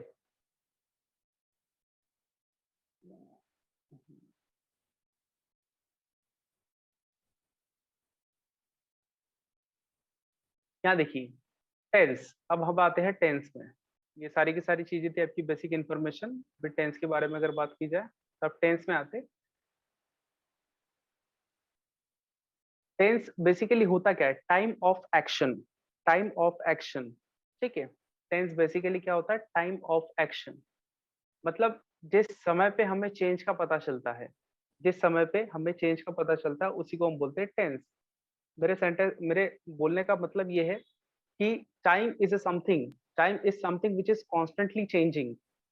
ठीक है, इसे टाइम को टेंस नहीं बोला जाता है, time is something which is constantly changing. एक ऐसी चीज, समय एक ऐसी चीज है जो हमेशा परिवर्तित हो रही है, हमेशा बदल रही है, लेकिन जिस समय हमें बदलाव का पता चल रहा है, जिस समय हमें चेंज का पता चल रहा है उसी को हम बोलते हैं टेंस। ठीक है, अब देखो समय को तो हमने तीन हिस्से में डिवाइड किया हुआ है, समय को हमने तीन हिस्से में डिवाइड किया हुआ है। देखो टाइम ऑफ एक्शन लिखा हुआ है ना वहाँ पे, टाइम ऑफ एक्शन। हाँ, ये टाइम ऑफ एक्शन बेसिकली में क्या बताता है कि ये एक्शन किस समय पे हुआ है, ये एक्शन किस समय पे हुआ है उसी को हम बोलते हैं टेंस। एक्शन किस समय पे हुआ है उसी को हम बोलते हैं टेंस। एक्शन किस समय पे हुआ है उसको हम बोलते हैं टेंस। अब देखो किस समय पे हुआ है तो इसको प्रेजेंट पास्ट या प्रेजेंट पास्ट या फ्यूचर बताना तो पड़ेगा, तीनों में से किसी। टाइम को हमने तीन भाग पे डिवाइड किया है, प्रेजेंट पास्ट या फ्यूचर। ठीक है, अब किस समय पे एक्शन हुआ है, किस समय पे काम हुआ है। ठीक है, प्रेजेंट पास्ट या फ्यूचर, तो प्रेजेंट पास्ट या फ्यूचर को इंडिकेट करने के लिए हमने ये सेक्शन की फॉर्म्स बनाई है ना, V1 V2 V3, V1 plus ING, मतलब एक्शन की first form, second form, third form, actioning, actions. ठीक है, जैसे अगर मैं बोलूँ गो तो प्रेजेंट फॉर्म हो गई, मैंने बोला वेंट तो मुझे पास्ट की बात की, पास्ट का पता चल रहा है। ठीक है, अगर विल के साथ लगाऊंगा तो फ्यूचर की बात हो गई। ये समय, ठीक है, किस समय काम किस समय हुआ है। ठीक है, काम किस समय हुआ है उसी को हम बोलते हैं टेंस। बेसिकली समय को हमने तीन हिस्सों में डिवाइड किया, प्रेजेंट पास्ट और फ्यूचर। प्रेजेंट पास्ट और फ्यूचर, प्रेजेंट का मतलब होता है समय का वो हिस्सा जिसे हम अभी यहाँ बैठ के एक्सपीरियंस कर रहे हैं। ठीक है ना, जैसे मैं बोल रहा हूँ आप लोग सुन रहे हैं, मैं यहाँ पे कुछ माउस से कर्सर से ऐसे कर रहा हूँ, ये सारी, ये क्या है, प्रेजेंट है, मतलब समय का वो हिस्सा जिसे हम एक्सपीरियंस अभी यहाँ बैठ के कर रहे हैं। पास्ट वो चीज हो गई, समय का वो हिस्सा जिसे हमने अभी से पहले, इस समय से पहले एक्सपीरियंस किया है। ठीक है, फ्यूचर मतलब वो हिस्सा, समय का वो हिस्सा जो मतलब अभी जो चल रहा है, अभी इस प्रेजेंट मोमेंट के बाद जो कुछ भी होगा, जो भी चीज हम एक्सपीरियंस करेंगे, ठीक है, उसे हम बोलते हैं फ्यूचर। और इसी के बेसिस पे हमने समय को और थोड़ा सा फर्दर डिवाइड किया हुआ है। ठीक है, जैसे हम बोलते हैं इंडेफिनिट, कॉन्टिन्यूअस, परफेक्ट और परफेक्ट कॉन्टिन्यूअस। ठीक है,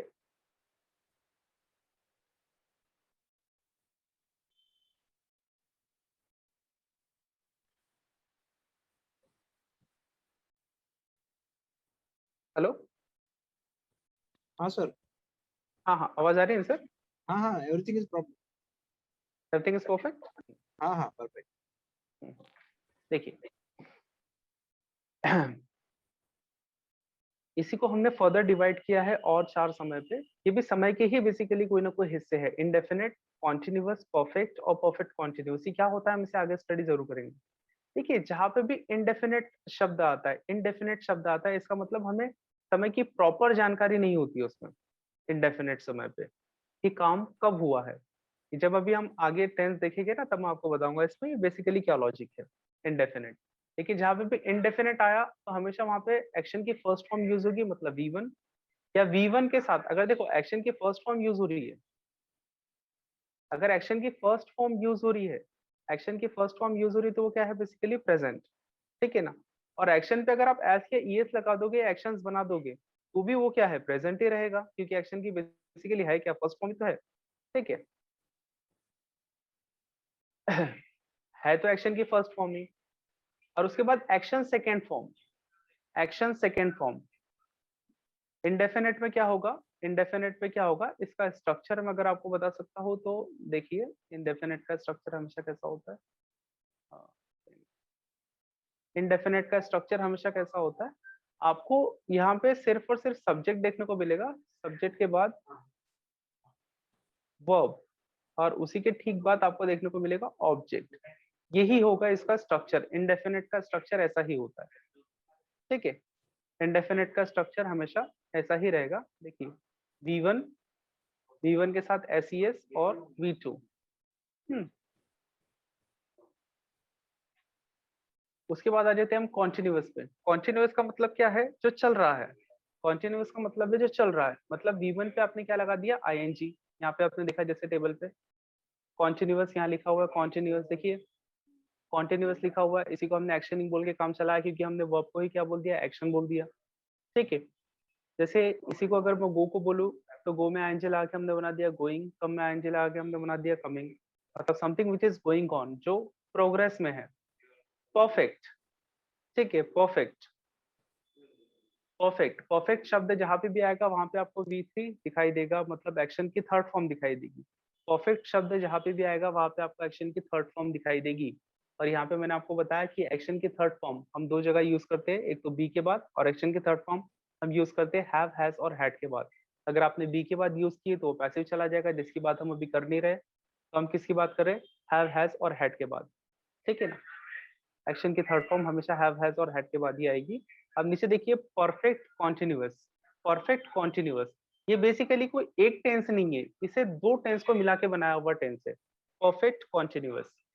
ठीक है ना, परफेक्ट कॉन्टिन्यूअस दो टेंस को मिला के बनाया हुआ एक टेंस है। अब देखो यहाँ पे पहला शब्द लिखा है परफेक्ट, और अभी मैंने आपको थोड़ी देर पहले बताया जहाँ पे परफेक्ट शब्द आएगा, जहाँ पे परफेक्ट शब्द आएगा वहां पे हम एक्शन की थर्ड फॉर्म यूज करेंगे, मतलब V3 यूज करेंगे, जैसे यहाँ पे लिखा भी हुआ है। जहाँ पे भी एक्शन की जहाँ पे भी हम परफेक्ट शब्द की बात करेंगे तो क्या यूज करते हैं, एक्शन की थर्ड फॉर्म। और यहाँ पे दूसरा एक और शब्द लिखा हुआ है, वो है कॉन्टिन्यूअस। ठीक है ना, और कॉन्टिन्यूअस शब्द जहाँ पे आता है वहां पे हम क्या यूज करते हैं, एक्शन में ING, मतलब एक्शनिंग यूज करते हैं, या V1 ING यूज करते हैं। ठीक है ना, तो दोनों टेंस को मिला के बनाया हुआ शब्द है। अब इन दोनों को, मतलब परफेक्ट और कॉन्टिन्यूअस को, आप इसको डिकोड करोगे तो कैसा निकलेगा, परफेक्ट की जगह पे आप लिखोगे बीन, क्योंकि थर्ड फॉर्म लिखना है हमें एक्शन की, है ना, थर्ड फॉर्म लिखना है ना। यहाँ देखो बी के बाद आपने क्या यूज किया है, एक्शनिंग, बी के बाद आपने एक्शनिंग यूज किया, तो ये क्या होगा, बी एक्शनिंग हो जाएगा, बी एक्शनिंग हो जाएगा। लेकिन यहाँ पे परफेक्ट है तो बी की ही थर्ड फॉर्म क्या होती है, बी की ही थर्ड फॉर्म क्या होती है, बीन, क्योंकि ये सारे am are was were basically है क्या, बी की फॉर्म है। ठीक है, परफेक्ट कॉन्टिन्यूअस मतलब बीन प्लस ING। अब शुरू करते हैं थोड़ा सा अपने टेंस की तरफ, ये तो सारी बेसिक चीजें थी, अब ये बेसिक टेंस।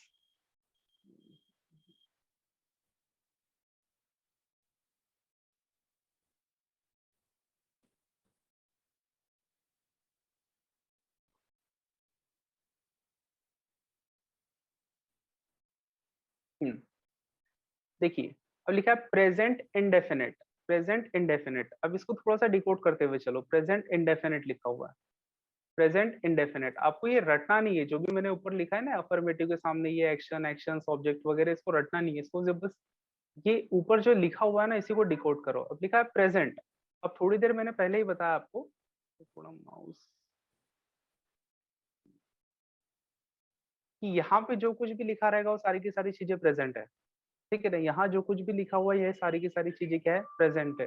मतलब एक्शन की फर्स्ट फॉर्म हो या एक्शंस हो, या फिर आपका टाइम वर्ड हो, अगर ये इस कॉलम के अंदर पे लिखा हुआ है, फर्स्ट मतलब V1 के कॉलम पे लिखा हुआ है या एक्शन के कॉलम पे लिखा हुआ है, तो वो सारी की सारी चीजें क्या होंगी, प्रेजेंट होगी।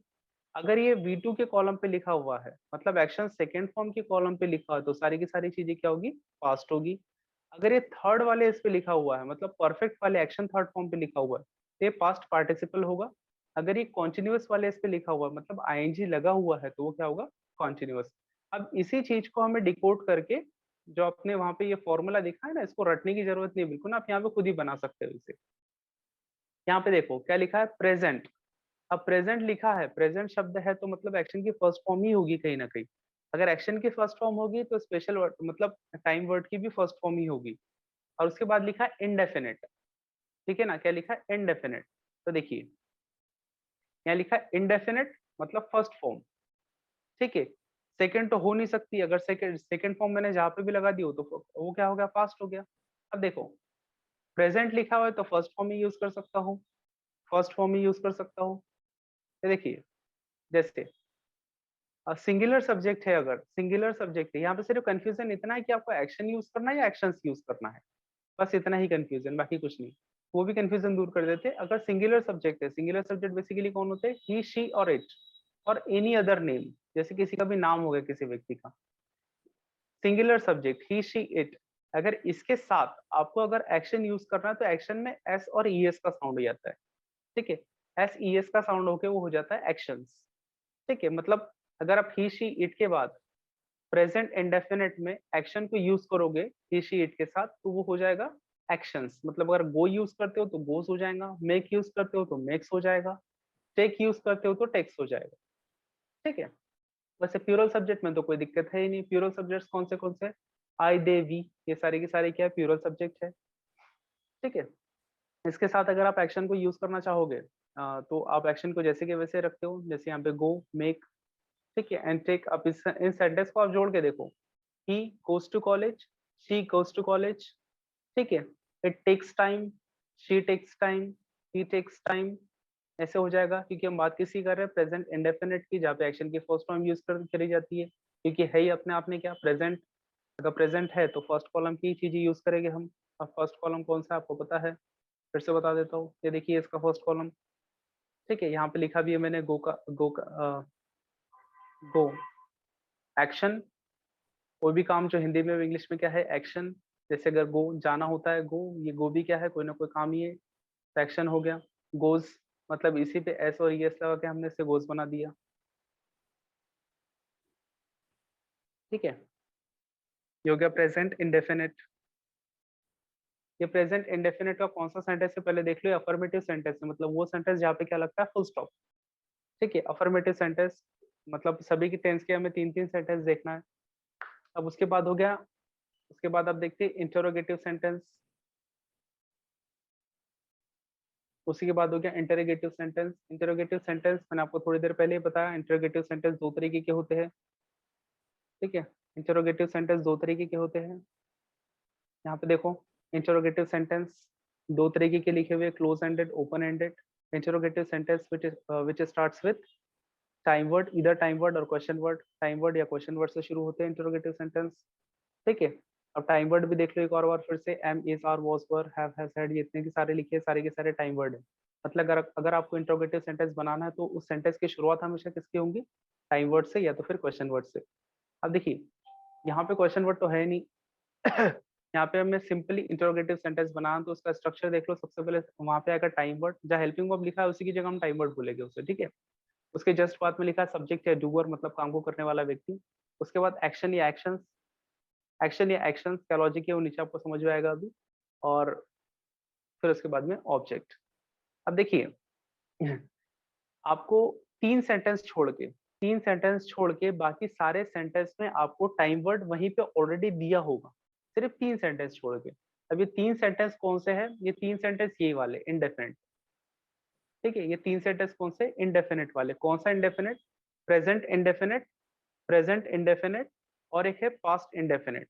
प्रेजेंट इंडेफिनिट और पास्ट इंडेफिनिट मतलब जहाँ पे एक्शन की फर्स्ट फॉर्म होगी डायरेक्ट किसके बाद, काम को करने वाले व्यक्ति या सब्जेक्ट के बाद। दूसरा पास्ट, पास्ट इंडेफिनिट जहाँ पे भी क्या होगा, आपको सब्जेक्ट के बाद क्या देखने को मिलेगा, डायरेक्टली वर्ब की फर्स्ट या सेकेंड फॉर्म। जहाँ पे भी आपको सब्जेक्ट के बाद वर्ब की फर्स्ट या सेकेंड फॉर्म देखने को मिलेगी, वहां उस सेंटेंस में आपको टाइम वर्ड देखने को नहीं मिलेगा, मतलब हेल्पिंग वर्ब देखने को नहीं मिलेगा। और जिस सेंटेंस में हेल्पिंग वर्ब नहीं है तब क्या करोगे, जिस सेंटेंस में हेल्पिंग वर्ब नहीं है वहां पे आप डू या डस का यूज कर सकते हो। मतलब जिस सेंटेंस में स्पेशल वर्ड नहीं है, ध्यान से सुन लो, एक थोड़ा सा ट्रिकी है, थोड़ा सा ट्रिकी और थोड़ा सा मतलब कंफ्यूज भी करता है काफी लोगों को कि जिस सेंटेंस में आपको टाइम वर्ड नहीं मिलता है उस सेंटेंस में आप क्या यूज करते हो क्वेश्चन पुट अप करने के लिए। क्वेश्चन पुट अप करने के लिए क्या यूज करते हो, डू। ठीक है, जिस सेंटेंस में आपको, फिर से रिपीट करता हूँ, जिस सेंटेंस में आपको टाइम वर्ड ना मिले या हेल्पिंग वर्ब ना मिले, टाइम वर्ड को ही हमने हेल्पिंग वर्ब बोला है, जिस सेंटेंस में हमें टाइम वर्ड ना मिले उस सेंटेंस में क्वेश्चन पुट अप करने के लिए हम क्या यूज करते, डू का यूज करते। ठीक है, अगर आप फिर आप लोग बोलोगे सर आप तो बोलते हो कि डू का यूज करते हैं लेकिन हमें तो यहाँ डज भी दिख रहा है। अब देखो डू तो है लेकिन डू में ही एस ई एस मिलके क्या बना, एस ई एस लग के क्या बना है, डस। डू में ही एस ई एस लग के क्या बना है, डस। ये कहाँ से आया थोड़ी देर में बताता हूँ वो भी। ठीक है, वो कहाँ से आया थोड़ी देर में वो भी बताता हूँ। देखो लाइक अगर मैं एक सेंटेंस बोलूँ कि आई गो टू कॉलेज या बोलूँ कि यू गो टू कॉलेज, यहाँ पे एक यू मिसिंग है, सॉरी यहाँ फॉर दैट, यू मिसिंग है। अगर मैं बोलूँ कि they go to college, they go to college, इसी सेंटेंस को अगर मुझे इसी सेंटेंस में अगर मुझे क्वेश्चन पुट अप करना है तो मुझे किसकी जरूरत पड़ेगी, टाइम वर्ड की। ठीक है, किसकी जरूरत पड़ेगी, टाइम वर्ड की। कि यहाँ पे हमने देखा है कि हमें किस चीज की जरूरत है, क्लोज एंडेड सेंटेंस अगर बनाना है तो हेल्पिंग वर्ब की जरूरत पड़ेगी या टाइम वर्ड की जरूरत पड़ेगी। हम्म, तो अगर इसी सेंटेंस को मुझे इंटरोगेटिव सेंटेंस बनाना है तो स्ट्रक्चर के हिसाब से मुझे सेंटेंस में सबसे पहले क्या चाहिए, टाइम वर्ड चाहिए। अब टाइम वर्ड तो सेंटेंस में दिया नहीं है, अगर मैं इसको हटा दूं, अगर मैं इसको हटा दूं तो सेंटेंस में तो टाइम वर्ड है ही नहीं। ठीक है, लेकिन मुझे क्वेश्चन पुट अप करने के लिए तो टाइम वर्ड चाहिए, तो मैं किसका यूज करूंगा, डू का यूज करूंगा। ठीक है, बाकी सारे सेंटेंस में दिया रहेगा आपको टाइम वर्ड, सिर्फ कुछ 3 सेंटेंस ऐसे हैं जहाँ पे आपको टाइम वर्ड नहीं दिया होता है, तो वहां पे जहां नहीं दिया है वहां पे हम डू का यूज करेंगे। ठीक है, देखिए अगर मुझे क्वेश्चन पुट अप करना है तो मैं सबसे पहले सेंटेंस में क्या लेके आ जाऊंगा, इस स्ट्रक्चर के हिसाब से डू। ठीक है, मतलब ये है आपका टाइम वर्ड हो गया, यहाँ से मैंने क्वेश्चन शुरू कर दिया, जैसे ही मैंने यहाँ पर डू लगा दी, ये क्या बन गया, क्वेश्चन बन गया। तो देखो यहाँ पर डू लगाते ही ये स्ट्रक्चर को फॉलो कर रहा है। ठीक है, ये स्ट्रक्चर को फॉलो कर रहा है, ये जैसे स्ट्रक्चर ये पूरा तैयार हो गया तो ये क्या बन गया, क्वेश्चन। अब ये ऊपर देखो थोड़ा सा, यहाँ पे डू की जगह पे डज लिखा हुआ है।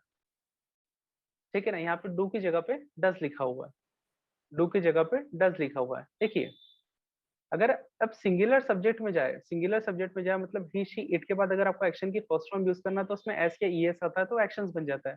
ठीक है, लेकिन जिस सेंटेंस में क्वेश्चन पूछने के लिए आपके पास टाइम वर्ड नहीं होता है, जिस सेंटेंस में क्वेश्चन पूछने के लिए आपके पास टाइम वर्ड नहीं होता है, उस सेंटेंस में आप क्या करते हो, डू का यूज करते हो। ठीक है, तो यहाँ पे जब सिंगुलर सब्जेक्ट के लिए हमने एक्शन का एक्शन किया तो डू का भी क्या करेंगे, डस ही करेंगे ना। लेकिन ये डस बनाएंगे कैसे, इसी एक्शन का जो एस ई एस है, इसी एक्शन का जो एस ई एस है उसे हमने उठा के यहाँ पे डाला है। ठीक है, अगर पेन मिल जाए। ठीक है, इसी एक्शन पे यहाँ पे पहले एक्शंस लिखा हुआ था ना, जब यहाँ पे डज नहीं था, मतलब इस सेंटेंस में देखिए पीछे,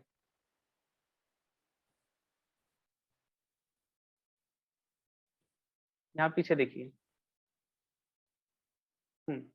यहाँ देखिए एक्शंस लिखा हुआ है, एक्शंस लिखा हुआ है, यहाँ पे एक्शन लिखा हुआ है, और मुझे यहाँ पे क्वेश्चन अगर इंट्रोगेटिव सेंटेंस बनाना था तो मैंने इसकी जगह पे डू यूज किया, यहाँ पे बनाना तो मैं इसकी जगह पे डू ही यूज करूंगा ना। अब आप यहाँ पे डू रख के देखिए।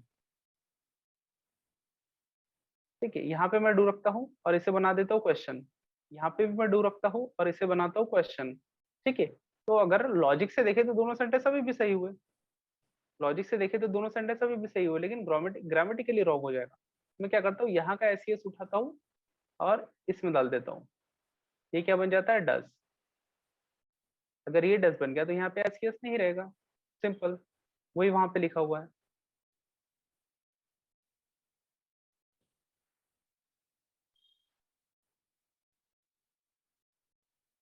वही आपको यहाँ सेंटेंस में दिखाई देगा आगे।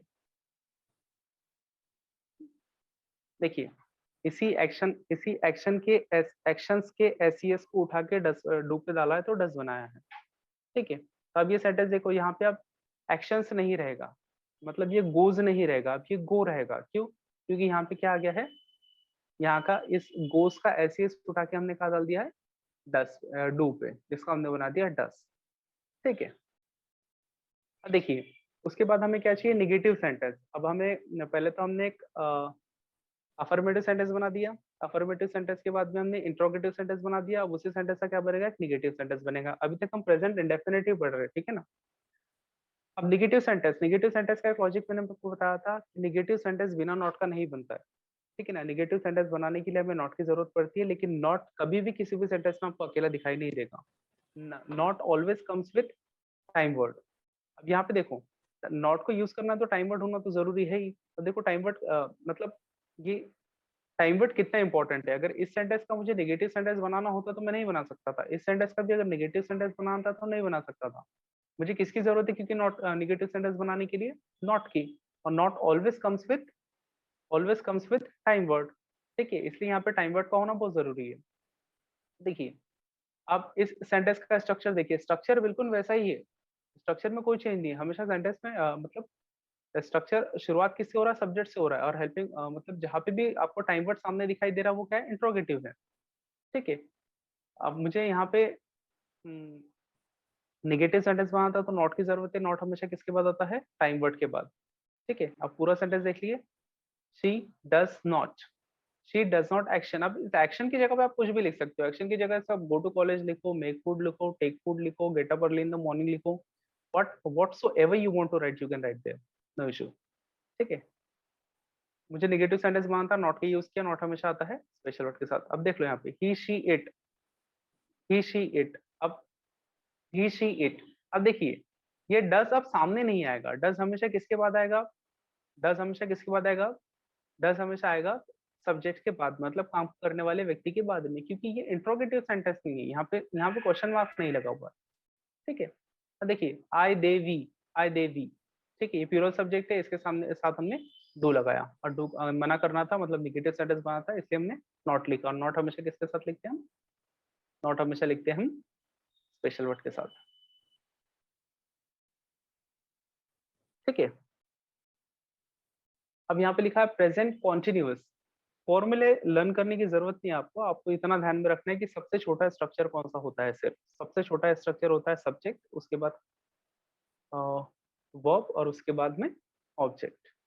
वर्ब मतलब आपका टाइम वर्ड हो सकता है, या तो फिर एक्शन हो सकता है। आप यहाँ लिखा है प्रेजेंट कॉन्टिन्यूअस। मैंने आपको पहले बताया, जब भी आप कॉन्टिन्यूअस शब्द का यूज करते हो, कॉन्टिन्यूअस शब्द का यूज करोगे तब भी एक्शन में आईएनजी आएगा, मतलब एक्शन का होगा एक्शनिंग। जैसे गो का हुआ यहाँ पे गोइंग, मेक का होगा मेकिंग, टेक का हुआ टेकिंग। ये किस चीज से पता चल रहा है मुझे, कॉन्टिन्यूअस, ठीक है। लेकिन कॉन्टिन्यूअस बोलने से मुझे समय का पता नहीं चलता है, अनलेस अनलेस और अनटिल उसके सामने क्या लिखा हो, प्रेजेंट, पास्ट, फ्यूचर, ठीक है। अगर कॉन्टिन्यूअस के सामने प्रेजेंट लिखा हुआ है, कॉन्टिन्यूअस के सामने प्रेजेंट लिखा हुआ है, तो हम क्या यूज करते हैं, एम आर इज, ठीक है, एम इज आर, ये सारी चीजें यूज करेंगे हम। क्यों क्यों हमने यूज करते हैं ये, क्योंकि एक्शनिंग के साथ, एक्शनिंग हमेशा किसके बाद यूज कर जाता है, बी के बाद। ये फॉर्म किसकी, बी की, यहाँ लिखा है प्रेजेंट, तो बी की ही प्रेजेंट फॉर्म क्या होती है, ये देखिए, बी की ही प्रेजेंट क्या फॉर्म क्या होती है, एम इज आर, ये क्या है, प्रेजेंट फॉर्म। बी की प्रेजेंट फॉर्म क्या है, एम इज आर, ठीक है। बी की प्रेजेंट फॉर्म क्या है, एम इज आर। इसकी पास्ट फॉर्म क्या होती है, वॉज फोर, बाद में देखेंगे वो, ठीक है। हम प्रेजेंट फॉर्म की बात कर रहे हैं, प्रेजेंट कॉन्टिन्यूअस। प्रेजेंट कॉन्टिन्यूअस मतलब हमें बी की फर्स्ट फॉर्म यूज करनी है, तो बी की फर्स्ट फॉर्म क्या होती है, एम इज आर, ठीक है। और बी के बाद हमेशा क्या दिखाई देता है, एक्शनिंग, मतलब am is are was four के बाद हमेशा आपको क्या दिखाई देगा, एक्शनिंग, ठीक है। वॉज वर्क की भी बात नहीं कर रहे, हम प्रेजेंट फॉर्म की बात करें, क्योंकि यहाँ पे लिखा है प्रेजेंट, और कॉन्टिन्यूअस, कॉन्टिन्यूअस जब भी आता है तो मतलब एक्शन का क्या होता है, एक्शनिंग। यहाँ जैसे यहाँ पे हुआ गो का गोइंग, मेक का मेकिंग, और टेक का टेकिंग, ठीक है। प्रेजेंट की बात कर रहे हैं तो हम क्या यूज करेंगे, बी की first form am is are. अब इसको यूज किसके साथ किया जाता है, आई के साथ हमेशा क्या होता है, am you we, you we they के साथ हमेशा क्या होता है, आर, और ही शी इट के साथ इज, और इसी के बाद आपको देखने को मिलेगा एक्शन पे आईएनजी। ये होगा आपका अफर्मेटिव स्ट्रक्चर, मतलब डूअर, मतलब काम को करने वाला व्यक्ति, ये जो लिखे हुए। उसके बाद क्या है, टाइम वर्ड, मतलब ये लिखे हुए टाइम वर्ड, और उसके बाद क्या है, एक्शनिंग, एक्शनिंग। ऑब्जेक्ट क्या है, जैसे कॉलेज, फूड, टाइम। तो यहाँ पे आ गया इंटरोगेटिव सेंटेंस। वापस देखिए, इंटरोगेटिव सेंटेंस मतलब यहाँ पे भी आप क्वेश्चन पूछोगे। पहले बताया मैंने आपको, 3 सेंटेंस को छोड़ के बाकी सारे सेंटेंस में आपको क्या देखने को मिलेगा, टाइम वर्ड। सारे सेंटेंस में आपको इतना कोई टेंशन लेने की जरूरत नहीं है, बस क्वेश्चन बनाने के लिए, इंटरोगेटिव सेंटेंस के लिए आपको बस टाइम वर्ड को उठा के सब्जेक्ट के सामने रखना है, बन गया आपका क्वेश्चन। यहाँ पे वैसे ही किया हुआ है, पहले वाली साइड पे आपने देखा, यहाँ पे सब्जेक्ट के बाद में आपको टाइम वर्ड लिखा हुआ दिख रहा है, और इस साइड पे आपको इस स्लाइड पे आपको मतलब इंट्रोगेटिव सेंटेंस में जस्ट सब्जेक्ट के पहले आपको या काम को करने वाले व्यक्ति के पहले आपको टाइम वर्ड लिखा दिख रहा है और सामने आपको दिख रहा है क्वेश्चन मार्क। ठीक है, निगेटिव सेंटेंस वापस वही लॉजिक फॉलो होगा। निगेटिव सेंटेंस बनाने के लिए हम यूज करते हैं नॉट का, और नॉट हमेशा आता है विथ स्पेशल वर्ड। ठीक है, विथ स्पेशल वर्ड। नॉट हमेशा आएगा विथ स्पेशल सॉरी नॉट हमेशा आएगा with time word. Time word के साथ हमेशा नॉट आएगा। ठीक है, यहाँ पे भी लिखा हुआ है एम के साथ नॉट, वैसे ही आर के साथ भी नॉट आएगा, इसके साथ भी नॉट आएगा निगेटिव सेंटेंस बनाने के लिए।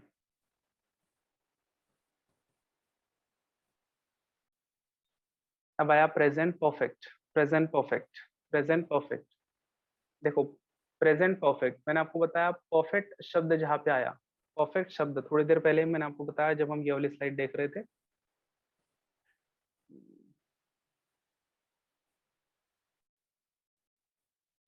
जब हम ये वाली साइड लिख रहे थे तभी मैंने आपको बताया कि परफेक्ट शब्द जहाँ पे आया वो वहां पे आपको एक्शन की कौन सी फॉर्म देखने को मिलेगी, थर्ड फॉर्म।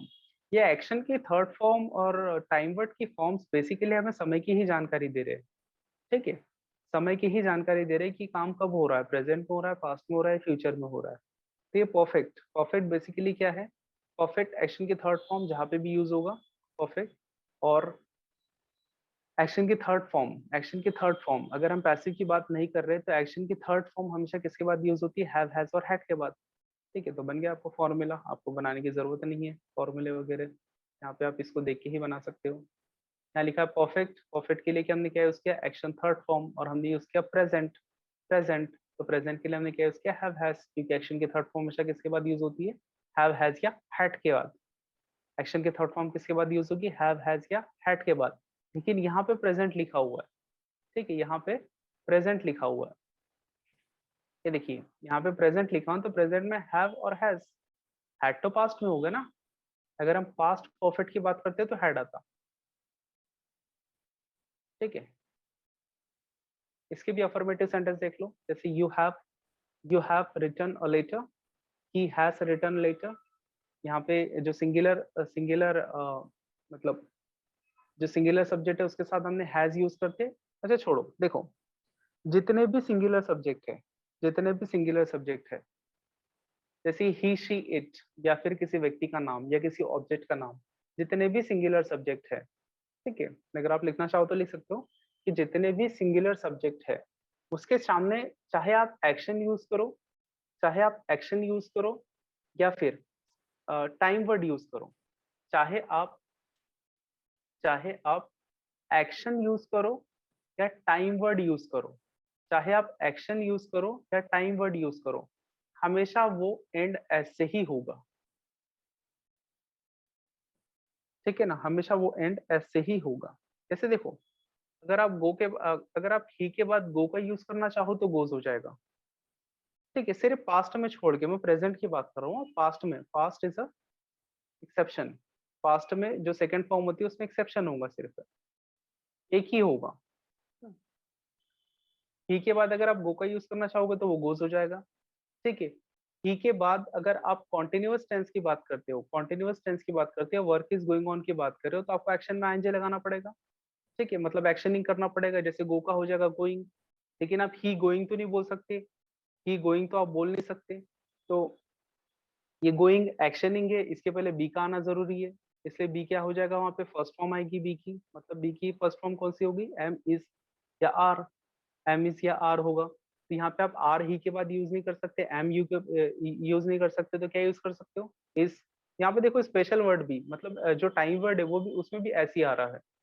ठीक है, इवन यहाँ पे पास्ट में भी, अगर पास्ट में भी हम क्या बोलते हैं टाइम वर्ड की फॉर्म यूज करेंगे ही के लिए, तो वो वॉज ही होगा, मतलब वो भी किससे एंड हो रहा है, ऐसे ही एंड हो रहा है। ठीक है, हैज भी यूज करोगे तो वो भी किससे एंड होगा, एस से।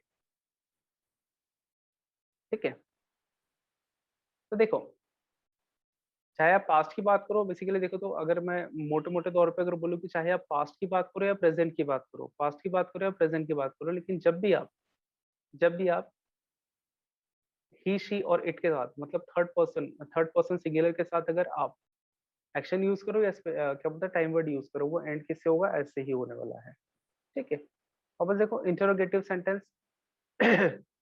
इंटरोगेटिव सेंटेंस मतलब यहाँ पे भी क्वेश्चन की बात आ गई, क्वेश्चन पूछने के लिए आपको फिर वही लॉजिक लगाना पड़ेगा।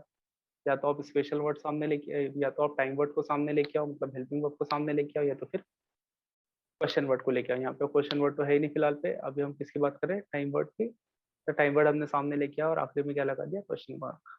ठीक है, वापस नॉट की बात नहीं, निगेटिव सेंटेंस की बात आ गई। तो आप देखो यहाँ पे निगेटिव सेंटेंस के लिए हम क्या यूज करते हैं, नॉट, और नॉट हमेशा होता है with time word. Past indefinite, past indefinite. अब क्या लिखा है यहाँ पे, इनडेफिनिट, इनडेफिनिट।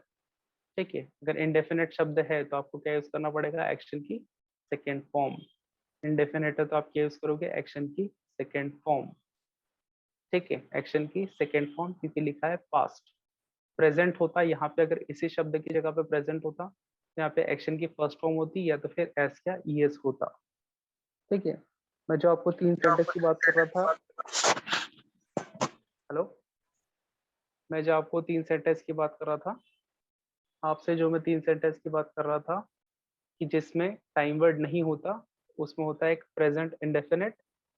ठीक है, प्रेजेंट इंडेफिनिट, और दूसरा सेंटेंस होता है पास्ट इंडेफिनिट। प्रेजेंट इंडेफिनिट में हमने दो तरीके के सेंटेंस देखे, एक जो एक्शन का एक्शंस था और एक सिर्फ एक्शन था, मतलब एक जो गो था और गोस था।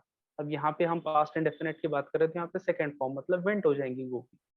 ठीक है, इन्हीं तीन ही सेंटेंस में, यही तीन सेंटेंस में आपको टाइम वर्ड देखने को नहीं मिलता है। ठीक है, सिर्फ आपको एक्शन की फॉर्म से ही समय का पता लगाने की जरूरत पड़ती है। ठीक है, तो आप इसका अफर्मेटिव का स्ट्रक्चर देख लीजिए, यहाँ पे कुछ भी लिख लीजिए आप, I you we they he she it, कुछ भी लिखिए, एक्शन के सेकंड फॉर्म ही आएगी। ठीक है, यहाँ पे ही शी इट के लिए वेंट का वेंट से नहीं होगा, ये कोई नई फॉर्म नहीं है और आप बना भी नहीं सकते। ठीक है, हमेशा तीन मतलब जो फॉर्म्स होती है वो डिसाइडेड ही होती है, जैसे गो, वेंट, गॉन, गोइंग और गोस, इतनी ही फॉर्म होगी, इसके ऊपर कोई फॉर्म नहीं होगी। ठीक है, तो जब भी हम पास्ट की बात करेंगे, पास्ट की, पास्ट इंडेफिनिट की, तो हम एक्शन की सेकेंड फॉर्म यूज करते हैं, मतलब वी टू यूज करते हैं, सिंपल। ठीक है, इस सेंटेंस में भी आप देखोगे, इस सेंटेंस में भी कोई भी, इस सेंटेंस में भी कोई भी टाइम वर्ड नहीं है, सिर्फ हमें वी टू मतलब एक्शन के सेकेंड फॉर्म से पता चल रहा है कि ये सेंटेंस पास्ट का है। ठीक है, लेकिन अब आपको इस सेंटेंस का भी इंटरोगेटिव सेंटेंस बनाना पड़ेगा। अब इस सेंटेंस का इंटरोगेटिव सेंटेंस आप बनाओगे कैसे, इंटरोगेटिव सेंटेंस बनाने के लिए आपको किस चीज की जरूरत पड़ती है, इंटरोगेटिव सेंटेंस बनाने के लिए आपको किस चीज की जरूरत पड़ती है, आपको पड़ेगी टाइम वर्ड की जरूरत। तो टाइम वर्ड तो सेंटेंस में है ही नहीं, अब टाइम वर्ड सेंटेंस में है नहीं तो आपको लाना पड़ेगा। तो क्या लेके आओगे, डेड, डेड लाओगे। ठीक है, डेड लगा दिया, अगर सेंटेंस में आपने डेड लगा दिया तो एक्शन की कौन सी फॉर्म आएगी, हमेशा फर्स्ट फॉर्म आएगी। अब इसका भी क्या लॉजिक है, मैं आपको थोड़ी देर में बताता हूँ, एक्सप्लेन करता हूँ। देखिए, मैंने आपको बताया कि तीन सेंटेंस है, तीन सेंटेंस, और तीनों सेंटेंस में क्या नहीं है, टाइम वर्ड नहीं है। लेकिन अगर आपको निगेटिव सेंटेंस बनाना है या तो आपको इंटरोगेटिव सेंटेंस बनाना है, तो आपको किसकी चीज की जरूरत पड़ेगी, आपको जरूरत पड़ेगी टाइम वर्ड की।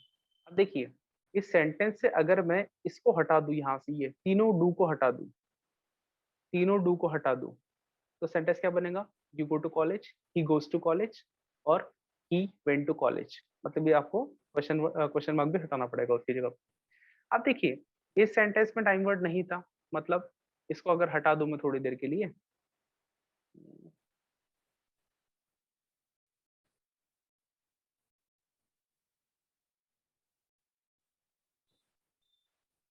इसको अगर थोड़ी देर के लिए मैं हटा दूं, इसको अगर मैं थोड़ी देर के लिए हटा दूं, तो इस बचे हुए सेंटेंस में तो टाइम वर्ड है ही नहीं, इस सेंटेंस में भी नहीं है, इस सेंटेंस में भी नहीं है।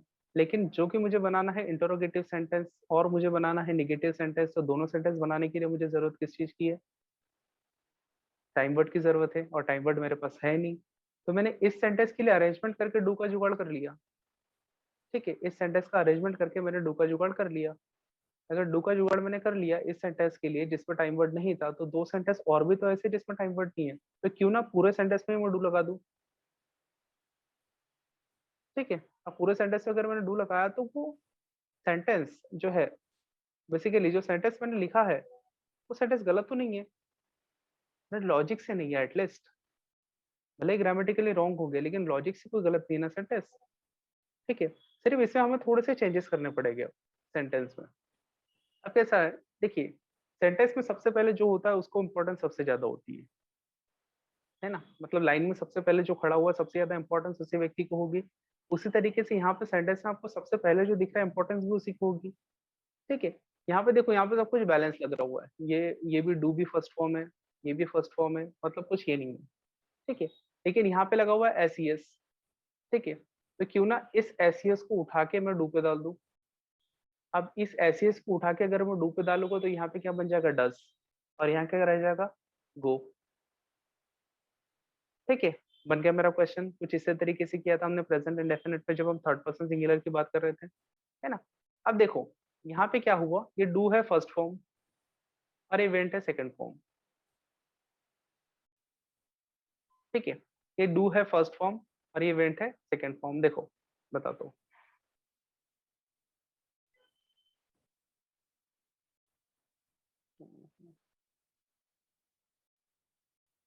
देखो ये डू है फर्स्ट फॉर्म और ये गो की फॉर्म है सेकंड वेंट।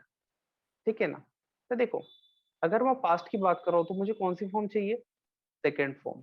चाहे थोड़ी देर पहले मैंने बताया आपको, जब भी आप पास्ट की बात करो तो वो चाहे एक्शन हो या चाहे एक्शन हो या टाइम वर्ड हो, मुझे किस चीज की जरूरत है, सेकंड फॉर्म की। तो यहाँ पे भी तो वही किया है, यहाँ पे भी तो वही किया है। तो मैंने बताया आपको कि यहाँ थोड़े से चेंजेस आपको करने पड़ेंगे। यहाँ पे सेकंड फॉर्म है, यहाँ पे फर्स्ट फॉर्म है, तो ज्यादा पावरफुल तो ये लग रहा है इवेंट। तो एक काम करो, इसी की जो मतलब ये वन प्लस, ऐसे समझो ये वन प्लस वन है ना, इट्स वन प्लस वन। तो यहाँ का वन उठाओ और इसको दे दो, मतलब ये क्या हो जाएगा, वन प्लस वन। ये हो गया टू, ये हो गया वन। ठीक है, मतलब ये क्या बन जाएगा, डिड बन जाएगा। सेकंड फॉर्म आ गई ना, वन प्लस वन टू होता है ना, यहाँ पे आ जाएगी सेकंड फॉर्म और यहाँ पे आ जाएगी फर्स्ट फॉर्म, मतलब ये बन गया गो। ठीक है, यूज तो मैंने डू का ही किया है ना,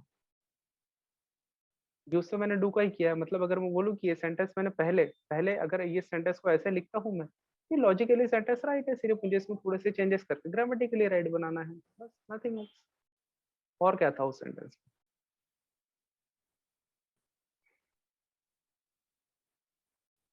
आई होप यू अंडरस्टूड।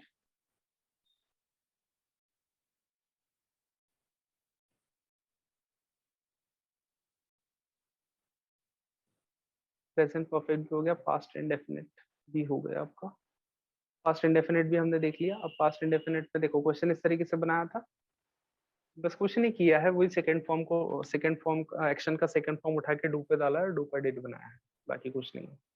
ठीक है, अब देखो निगेटिव सेंटेंस वापस आ गया। निगेटिव सेंटेंस, जहाँ पे भी निगेटिव सेंटेंस आता है, जहाँ पे भी निगेटिव सेंटेंस आता है, निगेटिव सेंटेंस में नॉट का यूज होता है। नॉट हमेशा टाइम वर्ड के साथ आता है। Look, so often I am repeating the same thing so that you people can understand it easily. हम्म हम्म यहाँ पे भी डेट के साथ नोट आया, आप देख लीजिए इसे, इसको ठीक से और समझेंगे हम इसका। अब मैं सिर्फ आपको इसके लॉजिक्स बता रहा हूँ अभी बेसिक लेवल पे। कंपैरेटिव एनालिसिस जब हम इसका करेंगे तब हमें इसका मतलब सब कुछ इन्फॉर्मेशन इसकी मिलेगी कि टेंस का यूसेज क्या है, what exactly and how how this tenses are used. अब देखो यहाँ पे आया पास्ट कॉन्टिन्यूअस। पास्ट कॉन्टिन्यूअस मैंने ऊपर ही लिख दिया, was verb plus ING, past continuous. अब देखो ना, यहाँ पे लिखा है कॉन्टिन्यूअस, कॉन्टिन्यूअस के लिए एक्शन का हो जाएगा एक्शनिंग। अब यहाँ लिखा है पास्ट, यहाँ लिखा है पास्ट। अब एक्शनिंग किसके बाद यूज होती है भाई, हमेशा बी के बाद, बी के बाद यूज होती है एक्शनिंग। ठीक है, अब यहाँ पास्ट लिखा है तो बी की ही पास्ट फॉर्म क्या होती है, वॉज वर। बस खत्म कहानी, इतना ही था, और कुछ नहीं उसमें। अफर्मेटिव स्ट्रक्चर देख लीजिए, बाकी कुछ लिखा ही नहीं है मैंने उसमें। ठीक है, वही लिखा हुआ है। देखो I he she it, I he she it, यहाँ पे वॉज लिखा हुआ है क्योंकि ये देखो I he she it, was क्यों लिखा है मैंने वही बताता हूँ आपको। देखो यहाँ दिख रहा है आपको, एम इज, एम इज का ही पास्ट क्या होता है, वॉज। ठीक है ना, एम इज का ही पास्ट क्या होता है, वॉज, और आर का ही पास्ट क्या होता है, वर। ठीक है, सब कुछ पहले उस टेबल को समझना बहुत जरूरी है हमारे लिए। एक बार आपको वो टेबल समझ में आ गया ठीक से कि कहाँ क्या यूज होता है, आपको सब पता चल जाएगा। देखो प्रेजेंट में हमने इसके लिए आई के लिए हमने एम लगाया था, ही शी और इट के लिए हमने इज लगाया था, इसीलिए उसी का पास्ट उठा के हमने वॉज कर दिया। यू वी और दे के लिए हमने क्या यूज किया, वर। ठीक है, इसको कुछ रटने की जरूरत नहीं, आप खुद बना सकते हो। यहाँ लिखा है पास्ट कॉन्टिन्यूअस, तो पास्ट कॉन्टिन्यूअस है। अब उल्टा देखना हमेशा यहाँ से। ठीक है, राइट हैंड साइड से देखते चलना, लेफ्ट हैंड साइड से फॉर्मूला नहीं बनेगा आपका, राइट हैंड साइड से देखोगे तो फॉर्मूला बनेगा। कॉन्टिन्यूअस लिखा है आपने, ठीक है, कॉन्टिन्यूअस लिखा है आपने, तो कॉन्टिन्यूअस के साथ हम एक्शनिंग हमेशा लिखेंगे, एक्शनिंग। और एक्शनिंग हम किसके साथ यूज करते हैं, हमेशा बी के साथ। याद करो हमने पहले ही पढ़ा है अभी थोड़ी देर पहले। ठीक है, यहाँ पे पास लिखा है तो बी की पास्ट फॉर्म क्या होती है, वॉज वर। बस खत्म, यहीं पे आपका फॉर्मूला खत्म हो जाना चाहिए। और आपको पता होना चाहिए कि सेंटेंस की शुरुआत हमेशा किससे होती है, सब्जेक्ट से या फिर काम को करने वाले व्यक्ति से। वही लिखा है, बाकी कुछ नहीं, वहाँ पे आप देख सकते हो। हाँ, यहाँ पे भी इंटरोगेटिव सेंटेंस। अब तक तो आपको बात समझ में आई गई होगी कि इंटरोगेटिव सेंटेंस बेसिकली शुरुआत किस चीज से होती है। इंटरोगेटिव सेंटेंस की शुरुआत ही होती है टाइम वर्ड से। तो उन्हीं यहाँ पे हमने टाइम वर्ड की अरेंजमेंट देखो, सब्जेक्ट के बाद है तो यहाँ पे टाइम वर्ड की अरेंजमेंट सब्जेक्ट के पहले, और उसके बाद लिखा हुआ है क्वेश्चन मार्क। नीचे देखो, अब निगेटिव सेंटेंस है। निगेटिव सेंटेंस वही बात आ गई, नॉट, जो हमेशा किसके साथ यूज होता है, टाइम वर्ड के साथ। पास्ट परफेक्ट, पास्ट परफेक्ट देख लो आप, परफेक्ट शब्द लिखा हुआ है, उसी के लिए एक्शन थर्ड फॉर्म लिखिए। थोड़ी देर पहले ही बताया कि जहाँ पे भी परफेक्ट शब्द आए उसके लिए हम क्या यूज करते हैं, एक्शन की थर्ड फॉर्म। जहाँ पे परफेक्ट शब्द आए उसके लिए हम एक्शन की कौन सी फॉर्म यूज करते हैं, थर्ड फॉर्म।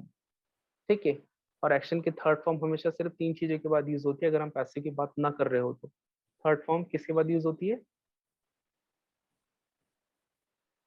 हमेशा किसके बाद यूज होती है, एक्शन की थर्ड फॉर्म, हैव हैज या हैड के बाद। हैव हैज या हैड के बाद। अब यहाँ पे हम हैज और हैव की बात तो कर नहीं सकते, क्योंकि यहाँ पे पहले क्या लिखा है, पास्ट। ठीक है, और हैव और हैज का ही पास्ट क्या होता है, हैड। अब वो सामने में जो टेबल लिखा है, अब टेबल जो मैंने बताया है टिप्स एंड ट्रिक्स वाला, उस पर देख सकते हो। हैव और हैज के बाद ही आपको दिखेगी एक्शन की थर्ड फॉर्म। लेकिन जो कि यहाँ पे लिखा हुआ है पास्ट, यहाँ पे पास्ट लिखा हुआ है, तो परफेक्ट के लिए हमने यूज किया एक्शन की थर्ड फॉर्म, और पास्ट के लिए यूज किया हमने हैड। तो आपको बन गया had action third form past perfect. ठीक है, अफर्मेटिव सेंटेंस देख लो, you had written a letter. अब पास्ट की बात है तो कोई चेंजेस वाली बात नहीं है, सिंगुलर सब्जेक्ट के लिए भी वही रहेगा। ठीक है, प्लूरल सब्जेक्ट के लिए भी वही रहेगा। हैड का हैड से मत बना देना। ठीक है, अपनी इंग्लिश बनाना छोड़ो, जो इंग्लिश जो इंग्लिश है वो इंग्लिश देखो। अब देखो, he had not written a letter, he had not written letter, sorry यहाँ नॉट नहीं चाहिए था, he had written a letter. ठीक है, अब वापस आ गए इंटरोगेटिव सेंटेंस, वही लॉजिक यूज होगा। इंटरोगेटिव सेंटेंस के लिए हमें क्या चाहिए, या तो क्वेश्चन वर्ड या तो टाइम वर्ड। टाइम वर्ड हमारे पास दिया हुआ है सेंटेंस में हैड, टाइम वर्ड हमारे सेंटेंस में दिया हुआ है हैड, तो हम इसी हैड को सामने लेके जाएंगे, इसे टाइम वर्ड को और बना लेंगे अपना क्वेश्चन। नीचे आ गया देखो निगेटिव सेंटेंस, वापस निगेटिव सेंटेंस। निगेटिव सेंटेंस के लिए नॉट। ठीक है ना, पास्ट परफेक्ट चल रहा है अभी, निगेटिव सेंटेंस के लिए हम यूज करते हैं नॉट, और जो कि यूज होता है हमेशा टाइम वर्ड के साथ। ठीक है, अब आ गए हम फ्यूचर इंडेफिनिट। फ्यूचर इंडेफिनिट, अब देखो इंडेफिनिट शब्द है, इंडेफिनिट शब्द है, इंडेफिनिट शब्द का यूज, इंडेफिनिट शब्द का मतलब क्या होता है इसका, इंडेफिनिट या तो आप एक्शन की फर्स्ट फॉर्म यूज कर सकते हो, या तो आप एक्शन की first form plus S E S use कर सकते हो, जिसे हम बनाते हैं एक्शंस, या तो आप यूज कर सकते हो सेकेंड फॉर्म। ठीक है, इंडेफिनिट का मतलब ये हो गया। आपको फॉर्मूला रटने के लिए नहीं बोल रहा हूँ, मैं आपको बता रहा हूँ कि वो बने कैसे एक्चुअली। ये जो आप ग्रामर के फॉर्मूले रटते रहते हो ना, वो बने कैसे वो बता रहा हूँ। ठीक है, इंडेफिनेट शब्द है अगर, तो इंडेफिनेट शब्द के लिए हमने थोड़ी देर पहले ही देख के आया है, देखो स्लाइड कहाँ गई,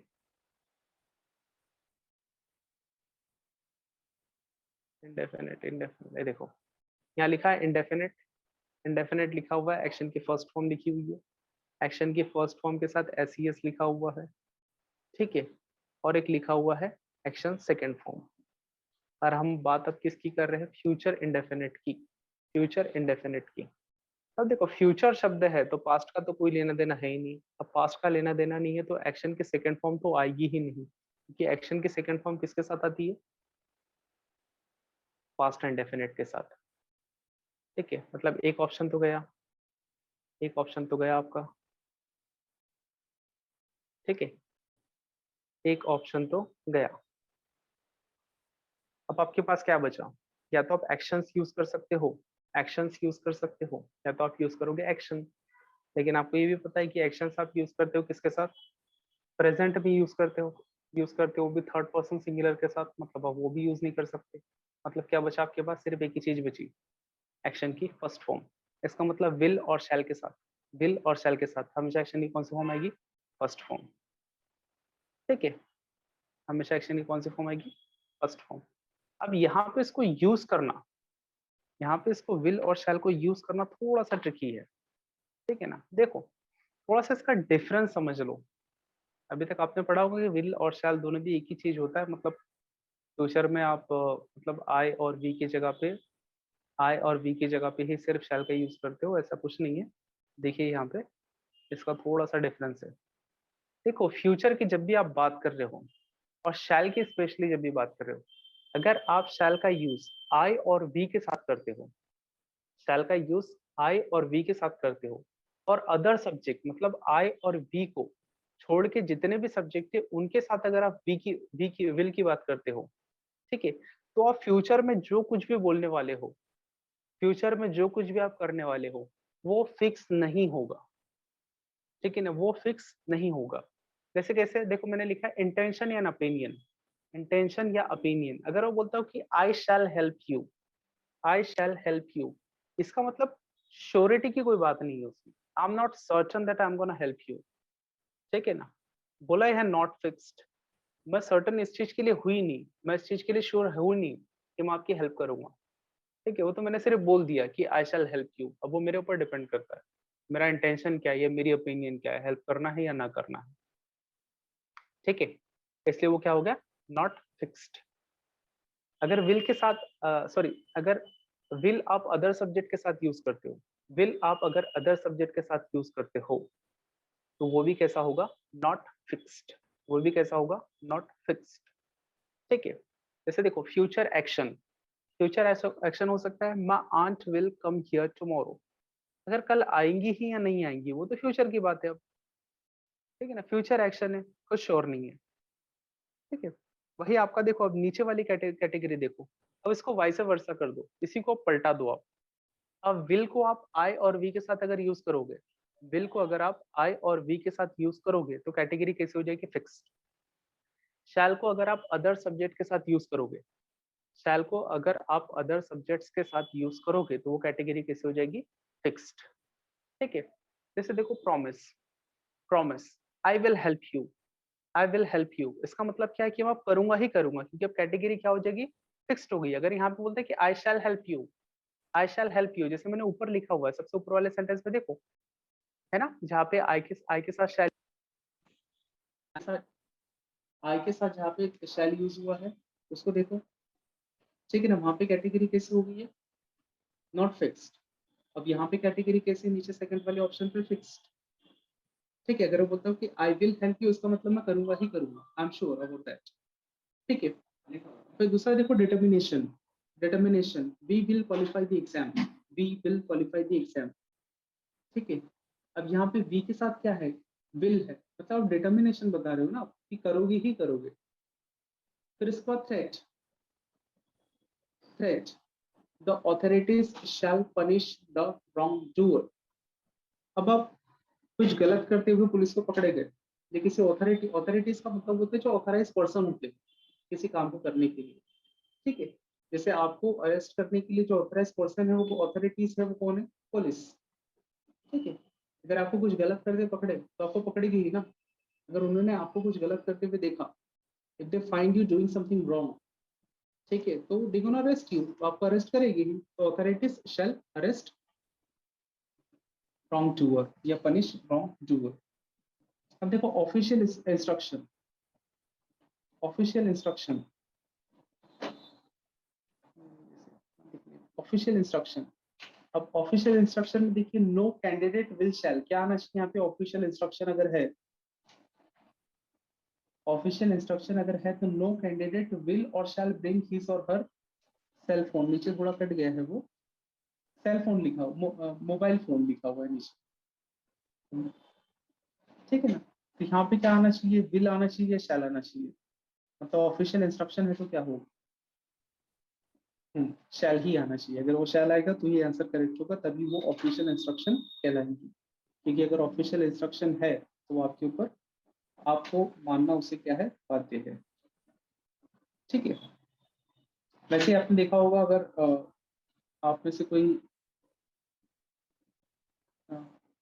एसएससी वगैरह वाले हो या एमपीएससी वाले हो तो उनको पता होगा, इंडियन कॉन्स्टिट्यूशन किसी ने इंग्लिश में पढ़ा होगा तो वहाँ पे आर्टिकल्स में, स्पेशली फंडामेंटल राइट्स में जो कुछ भी लिखा होता है तो वो स्टेट के साथ शैल का ही यूज किया जाता है वहाँ पे, ठीक है। Like article 15 state shall not, like ऐसे ही कुछ लिखा हुआ, स्टेट शैल नॉट